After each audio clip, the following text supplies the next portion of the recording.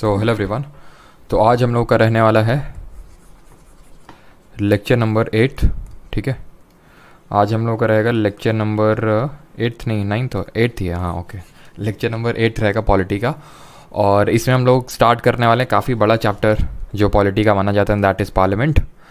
और ये parliament chapter ना सिर्फ बहुत बड़ा है बल्कि बहुत ही कॉम्प्लेक्स भी है।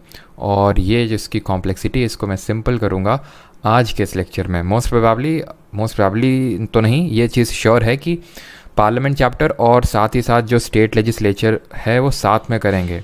मोस्ट प्रोबेबली मैं इस चीज़ के लिए बोल रहा हूँ कि इसके लिए हमें 2 लेक्चर लग सकते हैं, यानी कि आज का और कल का दिन। तो मैं सोच रहा हूँ कि इस वीक पूरा सब ख़त्म कर लें। और मोस्ट प्रोबेबली ये भी है कि आपका अगले वीक तक पॉलिटी ख़त्म हो जाएगा। बिकॉज अगर मैं अभी आपसे बात करूँ कि जैसे ही कल आपका ये पार्लियामेंट स्टेट लेजिस्लेचर पूरा होगा साथ में, वैसे ही आप ये मान लीजिए कि आपका पॉलिटी का मेजर चंक ख़त्म हो चुका है। सब माइनर इंपॉर्टेंट चंक्स जो बचे हैं वो हैं आपके कॉन्स्टिट्यूशनल बॉडीज़, फिर है आपका थोड़ा local authorities and supreme court and high court. तो ये कुछ चीज़ें हमारी छोटी छोटी इंपॉर्टेंट बची हैं, यानी पॉलिटी हमारी हो जाएगी फिनिश अगले वीक तक फॉर श्योर। ही मैं बोल सकता हूँ, प्रोबेबली तो लगाना सही नहीं है। और पार्लियामेंट और स्टेट लेजिस्लेचर साथ क्यों पढ़ रहे हैं, क्योंकि आप जानते हैं कि क्यों हमने प्रेसिडेंट और गवर्नर साथ में पढ़ा था। ठीक है, बिकॉज अगर आप पार्लियामेंट चैप्टर सही से समझ गए तो स्टेट लेजिस्लेचर में आपको कुछ भी अलग से नहीं करना है। जो कुछ चेंजेस हैं वो मैं आपको पैरेलली बताता चलूँगा। और अगर रही बात आर्टिकल्स की, कैसे आर्टिकल्स फिर पूछ लिया तो डायरेक्टली, तो आर्टिकल तो देखो मैंने आपको गवर्नर के और बाकी जो सीएम और काउंसिल ऑफ मिनिस्टर उसके तो याद करवा दिए थे, बट यहाँ पे बहुत सारी चीज़ें हैं। हर चीज़ के आर्टिकल आपको बिल्कुल भी याद करने की ज़रूरत नहीं है। ये जो चैप्टर है पार्लियामेंट पर्टिकुलर, ये समझने वाला चैप्टर ज़्यादा है रादर दैन रटने वाला चैप्टर। मतलब आर्टिकल उतने ज़्यादा आपको रटने की ज़रूरत नहीं है, कहीं कहीं पे है इंपॉर्टेंट, मैं आपको बता दूंगा। लेकिन आर्टिकल तो ठीक है आप कर भी लेना लर्न, लेकिन पहले आप इसको समझने की पूरी कोशिश करिएगा, बिकॉज ये समझने पे बहुत ज़्यादा बेस्ड है और हर चीज़ आपस में लिंक्ड है। तो अगर आपने कहीं पे भी कुछ भी मिस किया बीच में तो वो लिंकेज को आपका ख़राब कर देगा। और गुड मॉर्निंग सभी को। चार्टर एक्ट्स भी है, राहुल भारद्वाज जो भी करेंगे, आप चिंता न करिए। ऑडियो क्या है सर? आज फर्स्ट डे, समझ आएगा कि नहीं? तो अच्छी बात है कि आज ही के दिन आए हो आप। मतलब आज ही के दिन से मेरा मतलब है आज आप पहले नहीं आए, फंडामेंटल ड्यूटी है फिर सही है आपको कोई, क्योंकि यहाँ पे जो भी हम चीज़ें करेंगे उसका प्रीवियस से कोई ज़्यादा लिंकेज नहीं है। जैसे मैं जब CDS में करवाता हूँ ना, तो पार्लियामेंट चैप्टर से ही मैं स्टार्ट करवाता हूँ। ठीक है, क्योंकि पार्लियामेंट ये जो हो गया पार्ट 5 जो अभी हम पार्लियामेंट देखने वाले हैं, या फिर जो हमने फंडामेंटल राइट, फंडामेंटल ड्यूटी और मेकिंग ऑफ कॉन्स्टिट्यूशन पढ़ा था, इन दोनों का उतना ज़्यादा कोई खासा लिंकेज है नहीं। मैं एकदम ही नेगेट नहीं कर सकता हूँ इस चीज़ को कि कोई लिंकेज नहीं है, बट आपका उससे ऐसा कुछ लिंकेज नहीं है कि अगर आपको वो चीज़ें समझ नहीं है तो आप ये नहीं समझ पाओगे, या फिर अगर ये समझ नहीं पाए तो वो पहले वाला आप नहीं समझ पाओगे। तो दैट मीन कि आपके पास ये एक अच्छी अपॉर्चुनिटी है कि जिन भी लोगों को, या फिर जो भी लोग नए, या फिर जिन लोगों को पहले कुछ ऐसा, अरे यार एक तो स्पैम बड़ा करते हो तुम लोग कॉल कर करके, है ना।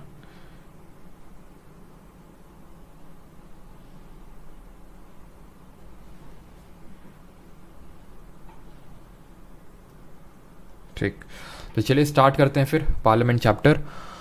और सारे एग्जाम्स के लिए कवर्ड है। और आज हम लोग का इवनिंग में नेटो सीरीज़ रहेगा। ठीक है, गलती से मैंने वो PYQ सीरीज़ का लगा दिया था, बट आज से हम लोग का सैटरडे संडे को नेटो सीरीज़ होता है, तो नेटो वाला ही रहेगा आपका 7 PM पे। ठीक है, और किसके लिए इंपॉर्टेंट है भाई? CGL जो Tier 2 के लिए जाने वाला उसके लिए तो है ही है, मेनली उसी के लिए है, बट सभी को हेल्प कर सकता है। तो आप एक बार उसको लेक्चर को देख लेंगे तो आपको बेटर एक अंडरस्टैंडिंग मिल जाएगी कि इज़ इट फॉर यू और नॉट। स्टार्ट करते हैं और देखते हैं पार्ट नंबर 5 और पार्ट नंबर 6 दोनों। बिकॉज अगर हम बात करें पार्लियामेंट की तो ये आता है आर्टिकल नंबर 79 से लेके जाता है आपका आर्टिकल नंबर 123 तक, बोलना सही रहेगा। आर्टिकल 122 123 तक जाता है, बिकॉज उसके बाद से हमारा चालू हो जाता है। वो पार्ट 5 में ही आता है, बट वो पार्लियामेंट में नहीं आता है, that is your supreme court. वो पार्ट 5 का ही पार्ट है, लेकिन वो आपका आर्टिकल नंबर 124 से चालू होता है। सिमिलरली और पैरेलली पार्ट 6 में आपका स्टेट लेजिस्लेचर के बारे में, यानी कि राज्य के जो विधानमंडल होते हैं, लेजिस्लेटिव असेंबली और लेजिस्लेटिव काउंसिल, उसके बारे में यहाँ पे दिया हुआ है। ठीक है, तो चलिए करते हैं स्टार्ट। और सबसे पहले हमारा आर्टिकल 78 तक हम लोगों ने देख लिया था। जल्दी से कमेंट करके बताइए कि आर्टिकल 78 में क्या दिया हुआ है, अनुच्छेद जो 78 है उसमें क्या दिया हुआ है। फिर आज हम लोग को स्टार्ट करना है आर्टिकल नंबर 79 तक। 79 से 78 तक हम लोग देख चुके थे, जो कि बोल रहा था regarding duties of prime minister. प्रधानमंत्री की जो ड्यूटीज़ होती हैं, जो कर्तव्य होते हैं, उसकी बात करता है अनुच्छेद 78। किस तरह की ड्यूटीज़ के लिए सिर्फ आपको इतना याद रखना है कि एज अ लिंकेज एक्ट करता है between the council of ministers and the president. ये सिर्फ आपको इसकी ड्यूटी याद रखनी है कि एज अ लिंकेज एक्ट करता है। Now coming on to the article number 79, जहाँ से स्टार्ट करना है। कॉन्स्टिट्यूशन ऑफ पार्लियामेंट, संसद के गठन के बारे में बात करता है ना। व्हाट इज संसद? व्हेन वी से द वर्ड पार्लियामेंट, संसद, उसका मतलब क्या होता है वो मतलब समझ लो। उसके लिए सिर्फ इस पिरामिड को याद रखो, और संसद पार्लियामेंट में कौन कौन आता है, इसके कॉम्पोनेंट्स क्या हैं वो आप कभी नहीं भूलेंगे। तो अगर हम बात करें, ये 3 कॉम्पोनेंट हैं इसके, एक है LS, एक है RS और एक है हमारा president. What is this LS? LS है आपका लोकसभा, RS है आपका राज्यसभा, और ये आपका प्रेसिडेंट। यानी कि पहली बात तो पार्लियामेंट में सिर्फ लोकसभा राज्यसभा नहीं आते, प्रेसिडेंट भी आता है। रीज़न क्या है कि president is an integral part of parliament? Reason इसका ये है बिकॉज कोई भी जो बिल है वो एक्ट नहीं बन सकता बिना प्रेसिडेंट की एसेंट से। ठीक है, तो जो नोट्स में लिख रहे हैं वो इस चीज़ को नोट्स में ऐड करेंगे। President is an integral part of parliament because no bill can become an assent, no bill can become an act until it receives the assent of president. जब तक उसकी सहमति नहीं मिल जाएगी, इसलिए वो इंटीग्रल पार्ट है। अब ये मैंने पिरामिड क्यों बनाया? पिरामिड मैंने इसलिए बनाया बिकॉज ताकि मैं आपको जो इसके डिफरेंट टर्म्स हैं वो आसानी से समझा सकूं। जैसे जो लोकसभा है उसको हम बोलते हैं लोअर हाउस, लोअर हाउस। तो आप देख सकते हैं इस पिरामिड में सबसे नीचे कौन है? लोकसभा है। ठीक है, इसके ऊपर ऑब्वियस सी बात है, अगर ये लोअर हाउस है तो ये आपका अपर हाउस हो जाएगा। हायर हाउस यूज़ नहीं करते हम, अपर हाउस यूज़ करते हैं वर्ड। ठीक, अगर ये लोअर हाउस है तो यानी कि नीचे, और हम जब भी जैसे फॉर एग्जांपल अगर किसी बिल्डिंग में चढ़ते हैं तो नीचे से तो चढ़ना स्टार्ट करते हैं। ठीक है, तो इसको हम बोलते हैं फर्स्ट चैम्बर। ठीक है, आपका जो फर्स्ट फ्लोर है वो पहले आता है सेकेंड फ्लोर से, तो उसी तरह इसको हम बोलते हैं फर्स्ट चैम्बर। ठीक है, इसको हम बोलेंगे सेकेंड चैम्बर। क्लियर? इसको हम बोलते हैं जो लोकसभा, इसको हम बोलते हैं हाउस ऑफ पीपल। ठीक है, हाउस ऑफ पीपल यानी कि लोगों का सदन। क्यों बोलते हैं अभी उसका भी आप रीज़न समझेंगे। और इसको बोलते हैं हम लोग काउंसिल ऑफ स्टेट्स, और इसको काउंसिल ऑफ स्टेट्स ही क्यों बोलते हैं वो भी आप समझेंगे कि काउंसिल ऑफ स्टेट्स क्यों बोलते हैं। अगर अभी आप समझ पाए तो समझ लीजिए कि हाउस ऑफ पीपल इसलिए बोलते हैं बिकॉज लोकसभा में जो लोग बैठते हैं उनको हम डायरेक्टली, हम जो लोग हैं पीपल ऑफ इंडिया, वो डायरेक्टली चुन के भेजते हैं। डायरेक्टली चुन के भेजते हैं मतलब कि हम लोग खुद जाके पोलिंग बूथ पे वोट डालते हैं, जो आप डालेंगे 2024 में, अगर आप एलिजिबल हैं और अगर आपका वोटर लिस्ट में नाम है तो। ठीक है, और काउंसिल ऑफ स्टेट्स इसको इसलिए बोलते हैं बिकॉज यहाँ पे स्टेट्स के रिप्रेजेंटेटिव आते हैं। जो स्टेट लेजिस्लेटिव, राज्य की जो विधान आपके सभा होती हैं, वहाँ से लोग चुन के भेजे जाते हैं राज्यसभा में। और क्योंकि इसको हम अभी देखेंगे आगे, इसको हाउस ऑफ एल्डर्स के नाम से भी जानते हैं, हाउस ऑफ एल्डर। अब इसका भी रीज़न अभी समझ लो, क्या आपसे सस्पेंस रखना। लोकसभा में मिनिमम एज होती है 25 साल, राज्यसभा में मिनिमम एज होती है 30 साल इलेक्ट होने की। तो आप देख सकते हैं एज का भी डिफरेंस है। एक तरह से अगर हम देखें तो राज्यसभा में थोड़े से उम्र दराज लोग हैं, और राज्यसभा में थोड़े से हम बोल सकते हैं पढ़े लिखे लोग। अब लोकसभा में क्या है भाई, लोकसभा में फॉर एग्जांपल बाहुबली टाइप भी अभी देख लो, अतीक अहमद जो था, ठीक है, जो आपको पता है मारा गया, अतीक अहमद भी मेंबर ऑफ पार्लियामेंट मतलब सांसद रह चुका है।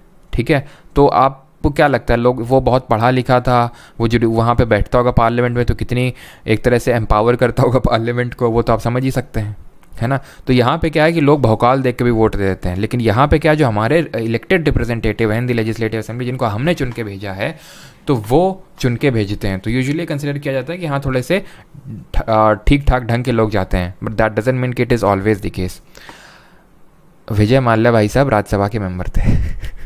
आई am saying this to prove that ये कोई गारंटी नहीं है कि नहीं राज्यसभा में बहुत अच्छे और लोकसभा में ख़राब, ऐसा कुछ नहीं। बस मैं आपको ये चीज़ ताकि आपको समझ आ सके कि हाउस ऑफ एल्डर इसको क्यों बोलते हैं, इसलिए मैंने आपको बताया। आई होप यहाँ तक आपको चीज़ें क्लियर हो गई होंगी। अब यहाँ पे ये जो आपको हाउस ऑफ पीपल और ये हाँ हाउस ऑफ पीपल है, जो काउंसिल ऑफ स्टेट, ये जो टर्म देख रहे हैं, इनको यूज़ किया जाता था अंटिल 1954। फिर 1954 में इनके हिंदी नेम्स को अडेप्ट कर लिया गया। ठीक है, यहाँ पे मैं लिख देता हूँ, इन 1954 Hindi names Lok Sabha and Rajya Sabha were adopted. ठीक है, लोकसभा लोगों की सभा ऐसे समझ सकते हो, और राज्यसभा जहाँ पे राज्य से लोग चुन के आते हैं। ठीक है, राज्यसभा। फिर आपसे ये भी क्वेश्चन बनता है कई बार, ऑलमोस्ट हर एग्ज़ाम में आ ही जाता है ये, कि लोकसभा की पहली मीटिंग कब हुई थी, फिर लोकसभा की पहली सिटिंग कब हुई थी, फर्स्ट सिटिंग, और राज्यसभा की फर्स्ट सिटिंग कब हुई थी, ठीक है, राज्यसभा की फर्स्ट सिटिंग। तो लोकसभा की अगर बात करें तो इसकी फर्स्ट सिटिंग हुई थी 17 अप्रैल 1952, ठीक है, और अगर हम राज्यसभा की बात करें तो 13 मई 1952। इन दिन मतलब ये डेट्स हैं, ये इंपॉर्टेंट हैं, इनको रटना है आपको, बिकॉज ये कई बार पूछी गई कि इनकी फर्स्ट सिटिंग कब हुई है। अब ये बताइए कि आर्टिकल 79 में यहाँ तक किसी कोई डाउट तो नहीं है, सबको चीज़ें यहाँ तक समझ आ रही हैं कि नहीं, जहाँ पे मैंने आपको चीज़ें बताई। और बहुत ज़्यादा आपको डीप में मतलब रटने की चीज़ें ज़रूरत नहीं है, आपको पहले समझना है, ठीक है। रटने वाला काम इस चैप्टर में बहुत ज़्यादा नहीं है, कम ही है मैं बोलूँगा, लेकिन पहले आपको चीज़ें जितना है भी वो मैं आपको बताता भी चलूँगा, ठीक है। क्लियर, आगे बढ़ते हैं। 80 आर्टिकल 80 बात करता है composition of council of state. अब हमने पार्लियामेंट में देख लिया कि पार्लियामेंट का मतलब क्या है, कि दोनों हाउसेज, जिसको हम ईदर हाउस ऑफ पार्लियामेंट बोल देते हैं, Lok Sabha Rajya Sabha, and the president shall, ये होते हैं इसके कॉम्पोजिशन की, अगर बात कॉम्पोजिशन ऑफ पार्लियामेंट की बात करें। अब हम एक एक करके ये जो इसके कॉम्पोनेंट्स हैं पार्लियामेंट के, that is Rajya Sabha, Lok Sabha, president, इसके बारे में पढ़ेंगे। प्रेसिडेंट के बारे में तो हम लोग पहले ही पढ़ चुके हैं, यानी हमें इस चैप्टर में मेनली फोकस करना है राज्यसभा एंड लोकसभा। अब सबसे पहले विल स्टार्ट विद राज्यसभा। क्यों? क्योंकि राज्यसभा हमारा पहला फर्स्ट चैम्बर है, ठीक है, तो फर्स्ट चैम्बर है, तो इतनी इज्जत देते हुए इसको हम पहले पढ़ेंगे। अब इसके कॉम्पोजिशन की बात, जरा मुझे जल्दी से शेड्यूल बताइए, कौन सा शेड्यूल ऑफ द कॉन्स्टिट्यूशन है जो इसके कॉम्पोजिशन से डील करता है। ये तो हम आर्टिकल पढ़ रहे हैं, ठीक है, तो इसके कॉम्पोजिशन के रिगार्डिंग आर्टिकल 80 ये बोलता है कि इसमें मैक्सिमम 250 मेंबर हो सकते हैं, मैक्सिमम 250 मेंबर्स, ठीक।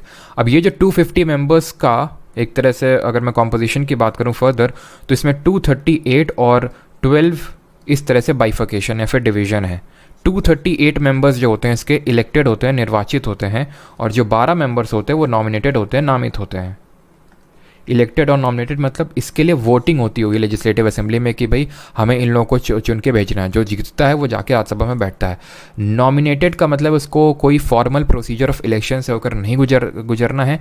ऐसा प्रोविज़न हमारे पार्लियामेंट में इसलिए रखा गया ताकि जो लोग इलेक्शन के थ्रू संसद में नहीं जा सकते हैं, ठीक है, जो लोग संसद के सदस्य होते हैं उनको सांसद बोला जाता है, ठीक है, तो जो लोग डायरेक्टली नहीं जा सकते इलेक्शन के मेथड से, तो उनको, और वो काफ़ी मतलब वैल्यू ऐड कर सकते हैं पार्लियामेंट में अगर वो पहुंचे तो इसके लिए इस प्रोविज़न को रखा गया कि जहां पे हमारा जो प्रेसिडेंट है, जो राष्ट्रपति है, वो क्या कर सकता है, उसको ये पावर दी गई है कि वो 12 members in the field of LISAS, इसको लिसास से याद करना है, कौन कौन सी फील्ड में चुन के भेजता है।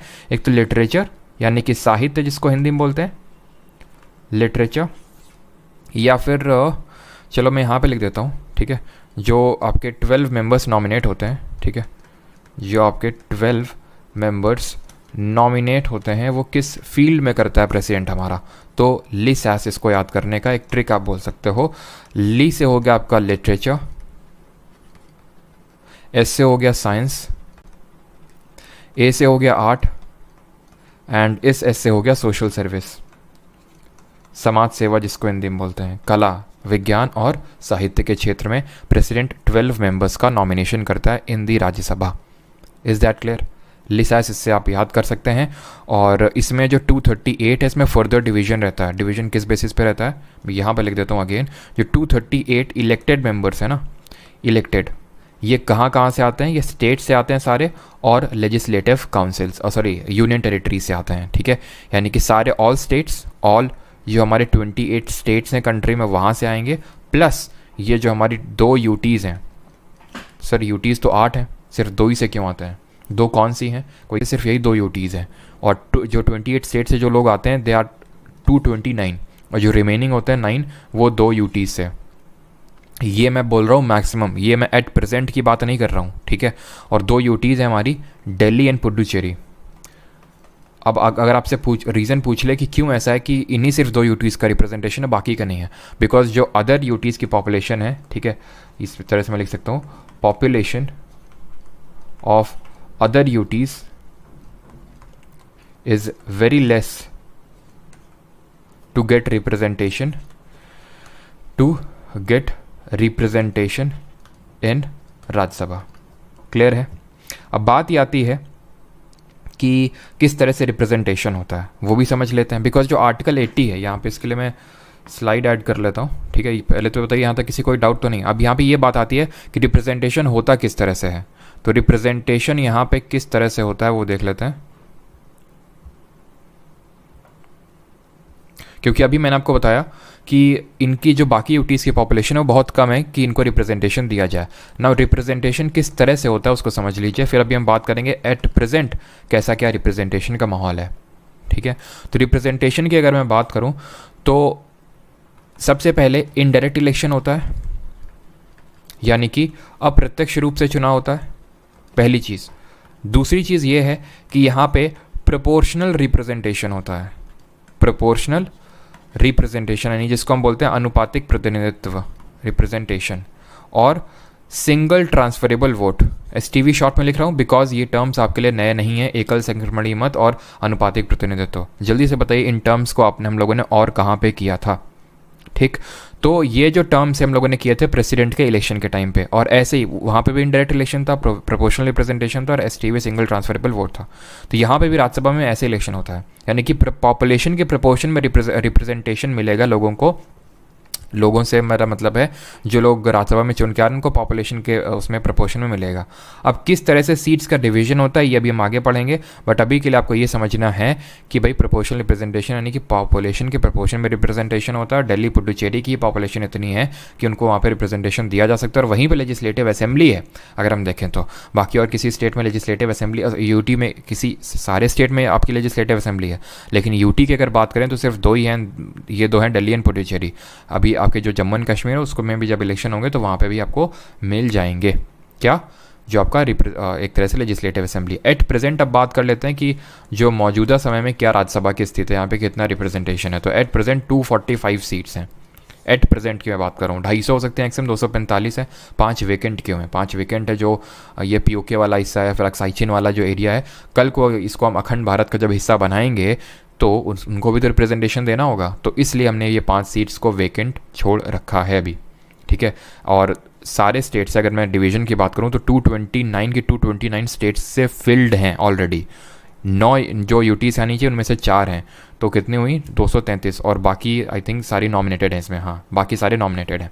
अब नॉमिनेटेड से मुझे याद आता है कि अभी रिसेंट में एक नॉमिनेट की गई हैं आपकी कौन, पीटी उषा जी, ठीक है। पीटी उषा जिनको हम पायोली एक्सप्रेस के नाम से जानते हैं, इनको अभी नॉमिनेट किया गया है प्रेसिडेंट के द्वारा। अब हो सकता है आप में से काफ़ी लोगों को ये हो कि पीटी उषा लिटरेचर से तो है नहीं, साहित्य तो लिखती नहीं है, कोई बुक नॉवल वगैरह तो लिखती नहीं रही है, ना ही साइंस से लेने देना है, ना ही आर्ट से लेने देना है, ठीक है। सोशल सर्विस भी आप में से कुछ लोगों को लग रहा होगा कि इन्होंने क्या सी सोशल सर्विस करी, बट इनको किस ग्राउंड पे फिर यहाँ पे नॉमिनेट किया गया है? Literature, science, art, social service में इनको सोशल सर्विस के ग्राउंड में इनको नॉमिनेट किया गया है by the president in the Rajya Sabha. Reason कि सोशल सर्विस में आपका ये बहुत वाइड स्कोप है, जैसे सचिन तेंदुलकर भी राज्यसभा के एमपी रह चुके, तो इसलिए उनको सोशल सर्विस से उनको भी वहाँ पे किया गया, बिकॉज ऐसा माना जाता है कि इन्होंने सोशल सर्विस की देश का नाम रोशन करके सोशल सर्विस एक तरह से की है, ठीक है। तो यहाँ तक आई होप सारी चीज़ें सबको क्लियर होंगी, और एक बार मैं आपके कॉमेंट्स चेक कर लेता हूँ।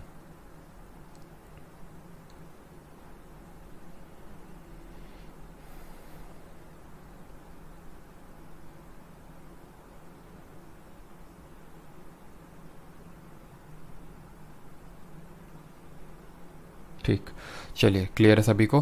तो अब बढ़ते हैं आगे, और अगला हमारा आर्टिकल है article number 81, composition of house of people. अभी हमने आर्टिकल 80 में देखा, अब यहाँ पे मैंने शेड्यूल भी पूछा था, राइट। शेड्यूल था आपका 4 शेड्यूल, ठीक है। चौथी अनुसूची होगी आपकी, याद करिए, tears of old PM, TEAR। ये जो चौथा नंबर का है वो बात कर रहा है आर से Rajya Sabha, allocation of seats in the Rajya Sabha. और बाकी अगर किसी का मैं कोई डाउट बीच में आंसर नहीं कर पाता हूँ, बिकॉज मेरा इस टाइम पे फोकस रहता है कि मैं जो पढ़ाना चाहता हूँ वो पढ़ाऊँ, ऐसा ना हो कि आपके कमेंट्स के चक्कर में कोई बात दिमाग से स्किप हो जाए और वो फिर एग्ज़ाम में आ जाए। तो इसलिए अगर किसी का फिर भी कोई डाउट रह जाता है, वैसे तो मैं पैरेलली चेक करता रहता हूँ, मतलब जब आपसे पूछता हूँ उसके बाद, तो अगर फिर भी रह जाता है तो आप लास्ट में पूछ सकते हैं ज़रूर। मैं बिना अपने ये चीज़ ऑब्जर्व की होगी कि बिना आपके मैं डाउट क्लियर के क्लास नहीं स्किप। जब फिर आपके डाउट्स इस तरह से हो जाते हैं, सर फेस कब दिखाओगे ये सब, तो तभी मैं ख़त्म करता हूँ क्लास फिर, ठीक है। आर्टिकल 81 पे आते हैं, composition of house of people, Lok Sabha की संरचना। अब हाउस ऑफ पीपल क्या है, आई होप आप जानते हैं, ये आपका Lok Sabha, that is first chamber, ठीक। अब इसमें किस तरह से कॉम्पोजिशन होता है, तो इसमें जो मैक्सिमम सीट्स हो सकती हैं, दैट कैन बी 550। अगेन इसका डिवीजन है 530 और 20 के बेसिस पे। 530 सीट्स आती हैं कहाँ से? ये 530 और 20 का डिवीजन राज्यसभा की तरह नहीं है जहाँ 238 और 12 का डिवीजन था। मतलब वहाँ पे था 238 इलेक्टेड 12 नॉमिनेटेड। ऐसा मत समझिएगा 530 इलेक्टेड और 20 नॉमिनेटेड, बिल्कुल नहीं। यहाँ पे नो नॉमिनेटेड मेंबर, यानी कि कोई नामित सदस्य नहीं होता है इस सदन में। पहले होता था, बट 104th अमेंडमेंट लाया गया और उसके तहत जो दो मेंबर्स को, दो एंग्लो इंडियन कम्युनिटी के जो मेंबर्स होते थे, एंग्लो इंडियन कम्युनिटी के जो लोग होते थे, उनको नॉमिनेट करता था हमारा प्रेसिडेंट। और 104th अमेंडमेंट से इसको ख़त्म किया जा चुका है, इस प्रोविज़न को एंड किया जा चुका है। ठीक, तो ये जो 530 और 20 का डिवीजन है, ये बेसिस है यहाँ पे बाइफर्केशन का स्टेट और यूटीज़ के बेसिस पे। यानी कि स्टेट से निकल के आते हैं आपके 530 सीट्स और यूटी से निकल के आती हैं 20 सीट्स। क्लियर? अब यहाँ पे इसी आर्टिकल नंबर 81 में लिखा हुआ है आपका कि किस तरह से इलेक्शन होगा यहाँ पे और किस तरह से रिप्रेजेंटेशन मिलेगा। तो यहाँ पे ये प्रोविज़न ऐड है कि पॉपुलेशन के प्रपोर्शन में हम बोल सकते हैं, यानी कि सबसे पहले तो जो हमारा इंडिया एज अ कंट्री है, इसमें जितने भी डिफरेंट स्टेट हैं, 28 स्टेट्स हैं ना, तो इसमें जो 28 स्टेट हैं उनको इस तरह से रिप्रेजेंटेशन मिलेगा। और एक चीज़ यहाँ पे आपको बता दूँ, कुछ और भी डिफरेंट टाइप के क्वेश्चन यहाँ पे बनते हैं। जैसे फॉर एग्जांपल यहाँ पे क्वेश्चन बनता है कि किस स्टेट में सबसे ज़्यादा लोग हैं राज्यसभा में, तो यूपी से हैं। तो इस तरह के जो क्वेश्चन हैं जब हम MCQ सॉल्व करेंगे तो वहाँ देखेंगे। ठीक है, यहाँ पे अभी हम देख रहे हैं जो आपके एक्चुअल कॉन्स्टिट्यूशन में जो लिखे हुए हैं उस पर्टिकुलर आर्टिकल में, उन चीज़ों को देख रहे हैं। ठीक है, तो 28 स्टेट में इस तरह से डिवीजन किया जाएगा कि जैसे फॉर एग्जांपल मान लेता हूँ मैं, एक स्टेट है यूपी, मान लेते हैं इसकी for example, not very exact मैं नहीं बता रहा हूँ, मान लेते हैं यहाँ पे 20 करोड़ पॉपुलेशन है। ठीक है, और यहाँ से आ रहे हैं 80 रिप्रेजेंटेटिव्स, फॉर एग्जांपल मान लेते हैं 80 रिप्रेजेंटेटिव आ रहे हैं। ठीक है, तो अगर मान लेते हैं कोई स्टेट है केरला, जिसकी पॉपुलेशन मान लेते हैं 1 करोड़ है, ठीक है, या फिर मान लेते हैं 10 करोड़ है, तो इसमें कितनी सीट्स निकल के आएंगी? सिंपल, इसका आपने हाफ कर दिया, इसका भी हाफ कर दीजिए, 40 हो जाएगा। या फिर कोई मान लेते हैं कि आपका गोवा करके स्टेट है, वहाँ पे पॉपुलेशन है 1 करोड़, तो कितनी यहाँ से सीट निकल के आएंगे? सिर्फ 4 सीट निकल के आएंगे। इसका 1/10 ही है, इसका भी अपने, यानी कि पॉपुलेशन सेम पॉपुलेशन को रिप्रेजेंट कर रहे होंगे, यानी उसी हिसाब से रिप्रेजेंटेटिव्स चुने जाएंगे, यानी पैरिटी होनी चाहिए between the states. First thing. Second thing क्या है, इसी तरह हमने राज्यसभा में भी देखा था, अगर आपने चीज़ ऑब्जर्व किया, इसी तरह राज्यसभा में भी है कि इनको ऐसे मतलब रिप्रेजेंट करेंगे कि वो सेम पॉपुलेशन को रिप्रेजेंट कर रहे हो। फर्दर जो इनका डिवीजन होता है विद इन दी स्टेट, जैसे फॉर एग्जांपल मान लेता हूँ मैं यूपी स्टेट है, ये यूपी स्टेट है, ठीक है, ये डिफरेंट कॉन्स्टिट्यूएंसीज में बटेगा, होती है ना, जैसे कि for example Kanpur Nagar constituency, Kanpur Dehat constituency, Akbarpur constituency, या फिर मतलब ये तो मैं कानपुर की बता रहा हूँ, ऐसे हर जगह आपकी जो कॉन्स्टिट्यूएंसी होती है कि हमारे यहाँ से सांसद ये हैं, हमारे यहाँ से विधायक हैं, तो उसके लिए ऐसे डिफरेंट पार्ट्स में डिवाइड किया जाता है स्टेट को। और किस तरह से डिवाइड करता है और कौन डिवाइड करता है, ये हम अगले आर्टिकल में पढ़ेंगे 82 में।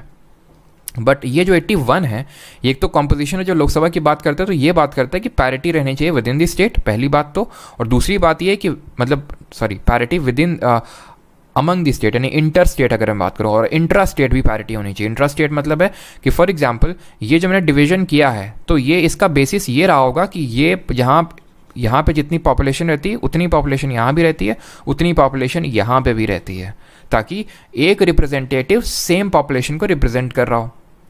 ठीक है, अब यहाँ पे एक लूप होल भी है।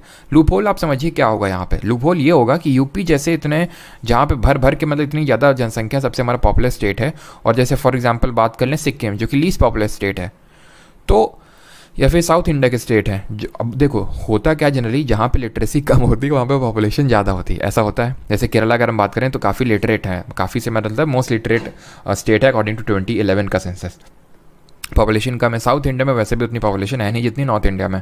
तो साउथ इंडिया के लोगों ने बोला कि भाई ये क्या हो रहा है, क्या है ये सारी चीज़ें, मतलब हम एक तो पॉपुलेशन लिमिट कर रहे हैं, ठीक है, जो कि कायदे से होना चाहिए, और नॉर्थ इंडिया के लोग जो हैं बढ़ाए पे बढ़ाए पड़े हैं, तो आप उनको रिप्रेजेंटेशन दे रहे हो ज़्यादा और हमको कम रिप्रेजेंटेशन दे रहे हो, मतलब हम अच्छा कर रहे हैं तो एक तरह से आप हमें पनिश कर रहे हो। तो इसको लेके अभी क्या हुआ आगे देखेंगे अगले आर्टिकल में, बट आई होप कि यहाँ तक आपको चीज़ें क्लियर होंगी। बट अगर एट प्रेजेंट की बात करें, ये मैक्सिमम सीट्स हो सकती हैं लोकसभा में, एट प्रेजेंट की बात करें तो ये है 545। अगेन ये 5 सीट्स वेकेंट, 543 है, ठीक है 543 है, क्योंकि जो एंग्लो इंडियन वाला वो नॉमिनेशन खत्म हो चुका है। 543 रिमेनिंग जो सीट्स वैकेंट हैं वो अगेन जो पीओके वाला हिस्सा है अक्साई चीन या फिर फर्दर कोई टेरिटरी हम ऑक्यूपाई कर सकते हैं।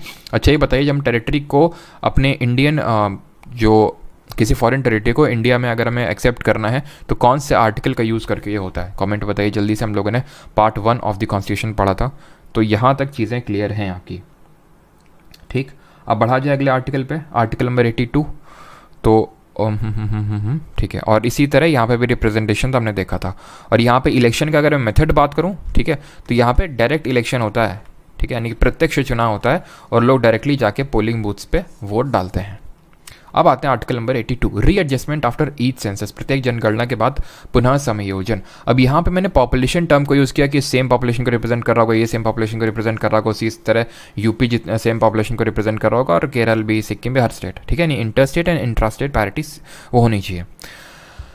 तो पॉपुलेशन किसके बेसिस पे डिटरमाइन करी जाएगी? फॉर एग्जांपल पॉपुलेशन तो घटती बढ़ती रहती होगी। जैसे अगर मान लेते हैं कि आज पॉपुलेशन कुछ अलग होगी किसी स्टेट की, कल हो सकता है आज से 1 महीने बाद अलग हो, बिल्कुल हो सकता है और होता भी है, ठीक है, ऐसा तो नहीं एकदम कॉन्टिन्यूटी में चलती रहेगी। तो पॉपुलेशन को डिटरमाइन करने के लिए एक डीलिमिटेशन कमीशन बैठता है, परिसीमन आयोग, डीलिमिटेशन कमीशन। इसके लिए एक्चुअल में कॉन्स्टिट्यूशन ने ये बोला है कि पार्लियामेंट अपने से डिटरमाइन कर सकता है, एक ऐसी कोई बॉडी को संगठित कर सकता है जो कि ये पूरा डिलिमिटेशन करके देगा। डिलिमिटेशन मतलब है कि इन कॉन्स्टिट्यूएंसीज का बंटवारा करेगा ऑन विच बेसिस, पॉपुलेशन के बेसिस पे। और ये कब गठन किया जाएगा? हर सेंसस के बाद, बिकॉज हर एक सेंसस के बाद जो 10 साल में होता है उसके बाद ही हमें एक तरह से पॉपुलेशन चेंज के बारे में एक्चुअल पता चल पाता है। तो इसी वजह से डिलिमिटेशन कमीशन का गठन हर सेंसस के बाद किया जाएगा, ठीक है, और ये किया गया, ठीक है, कुछ सालों तक तो किया गया। जैसे सबसे पहले 1952 में इसका गठन किया गया, डीलिमिटेशन कमीशन, परिसीमन आयोग का।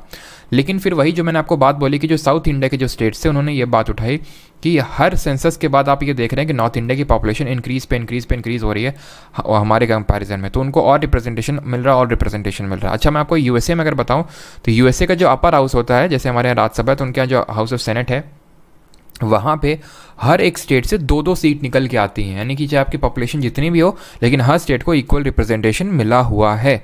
अच्छा ये बताइए कि हमारे इंडिया में जो हर स्टेट को इक्वल रिप्रेजेंटेशन नहीं है राज्यसभा में, ये एक फेडरल फीचर है या फिर यूनिटरी फीचर होगा बताइए, ठीक है। तो ये चीज़ उठाई गई और इसी वजह से फिर किया गया, एक अमेंडमेंट किया गया 42nd अमेंडमेंट ऑफ 1976।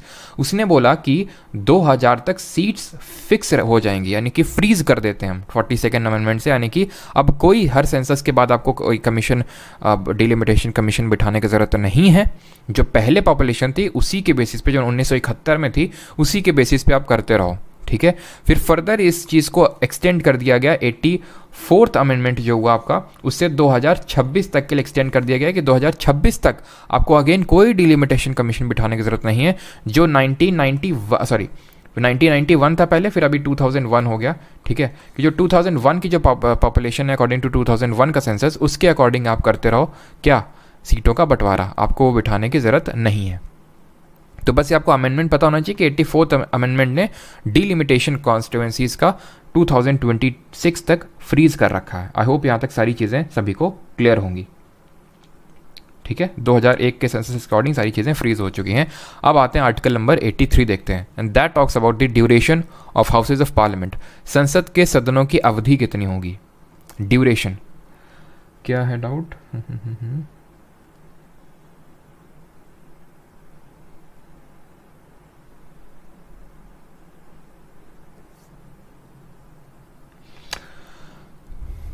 ये अभी मैंने बताया तो आपको 84th अमेंडमेंट 2026 तक से 84th अमेंडमेंट से 2026 तक वो फ्रीज हो चुका है। तो अब हर बार सेंसस कराने की ज़रूरत नहीं है। और पिछला सेंसस 2011 को हुआ था, ठीक है, अभी तक सेंसस 2021 में नहीं हुआ ड्यू टू कोविड, उसका रीज़न है, ठीक है, ऐसा बाकी कोई रीज़न नहीं है। अच्छा एक चीज़ क्वेश्चन का आंसर दीजिए, जम्मू एंड कश्मीर में अभी ये डिलिमिटेशन कमीशन बैठा था यहाँ पे कॉन्स्टिट्यूएंसीज का बंटवारा करने के लिए, किसके चेयरमैनशिप पे डिलिमिटेशन कमीशन बना था? उनका नाम आर से स्टार्ट होता है, ज़रा बताइए, और वो एक फीमेल है, बताइए।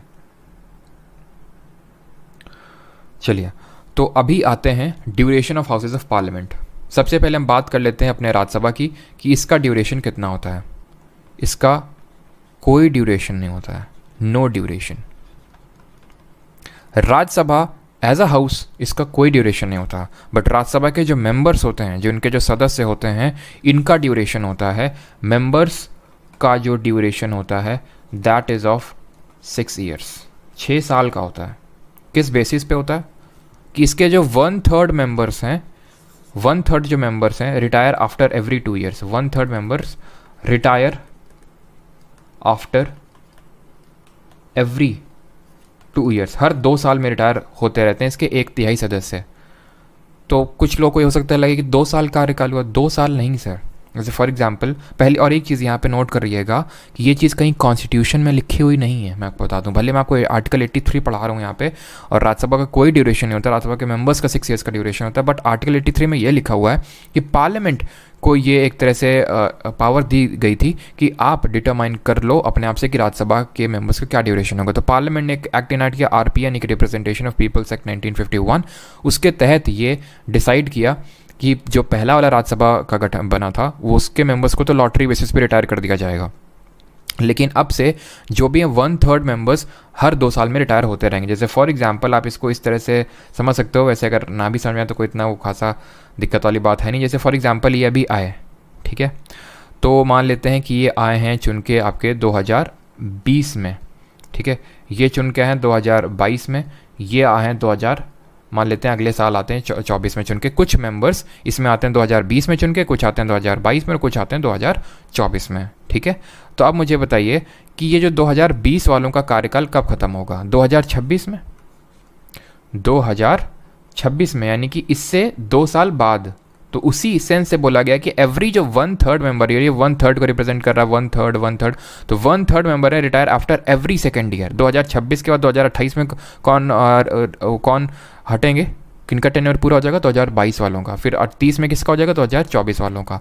और इसमें कोई लिमिट नहीं है, यानी कि इसमें जो इलेक्शन है इन दी राज्यसभा या फिर इन दी Lok Sabha, also in the Rajya Sabha और Lok Sabha, can happen at any number of time, any number of time. इसका मतलब ये है कि कोई यहाँ पे लिमिटेशन नहीं कि कोई एक बार राज्यसभा का मेंबर बन गया तो फिर वो फर्दर बन नहीं सकता है।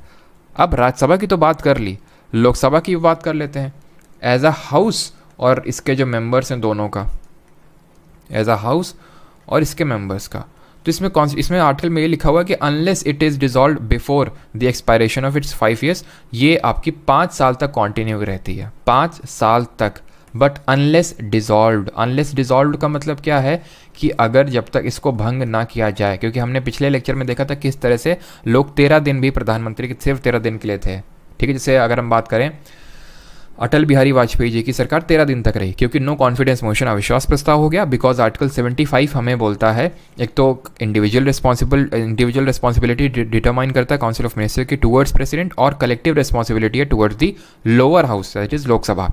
तो उसी कलेक्टिव रिस्पॉन्सिबिलिटी यानी कि उनका सदन में, लोकसभा में नंबर होना चाहिए, और अगर उनके खिलाफ नो कॉन्फिडेंस मोशन अविश्वास प्रस्ताव पारित हो गया तो सरकार गिर जाएगी। और इसका सबसे अगर लेटेस्ट एग्जाम्पल देखें तो इमरान खान की सरकार जो गिरी थी पाकिस्तान, वहाँ पर भी नो कॉन्फिडेंस मोशन उसके खिलाफ पास हुआ था, ठीक है। तो अगर ऐसा हो जाता है तो 5 साल तक आप कंटिन्यू नहीं कर पाओगे, फिर से फ्रेश इलेक्शंस होंगे और फिर से सारी चीज़ें होंगी। और जो नई आपकी लोकसभा बनेगी आफ्टर द फ्रेश इलेक्शंस, और रिमाइंडर ऑफ द टर्म के लिए नहीं, फुल टर्म के लिए, फुल टेन्योर के लिए 5 ईयर्स के लिए रहेगी। मेंबर्स की अगर मैं बात करूँ तो मेंबर्स का जो टर्म होता है वो भी 5 ईयर्स का ही होता है, यानी कि को टर्मिनस विद दी आपका जो ड्यूरेशन होता है of Lok Sabha as a house. Clear है यहाँ तक सभी को? यहाँ तक सभी को सारी चीज़ें क्लियर? चलिए आगे बढ़ते हैं। और एक चीज़ यहाँ पे नोट करिएगा कि आपके दिमाग में हो सकता है क्वेश्चन आए कि क्या इसका ड्यूरेशन एक्सटेंड भी हो सकता है? तो yes, duration can be extended, duration can be extended, लेकिन सिर्फ एक केस में। वो केस क्या है?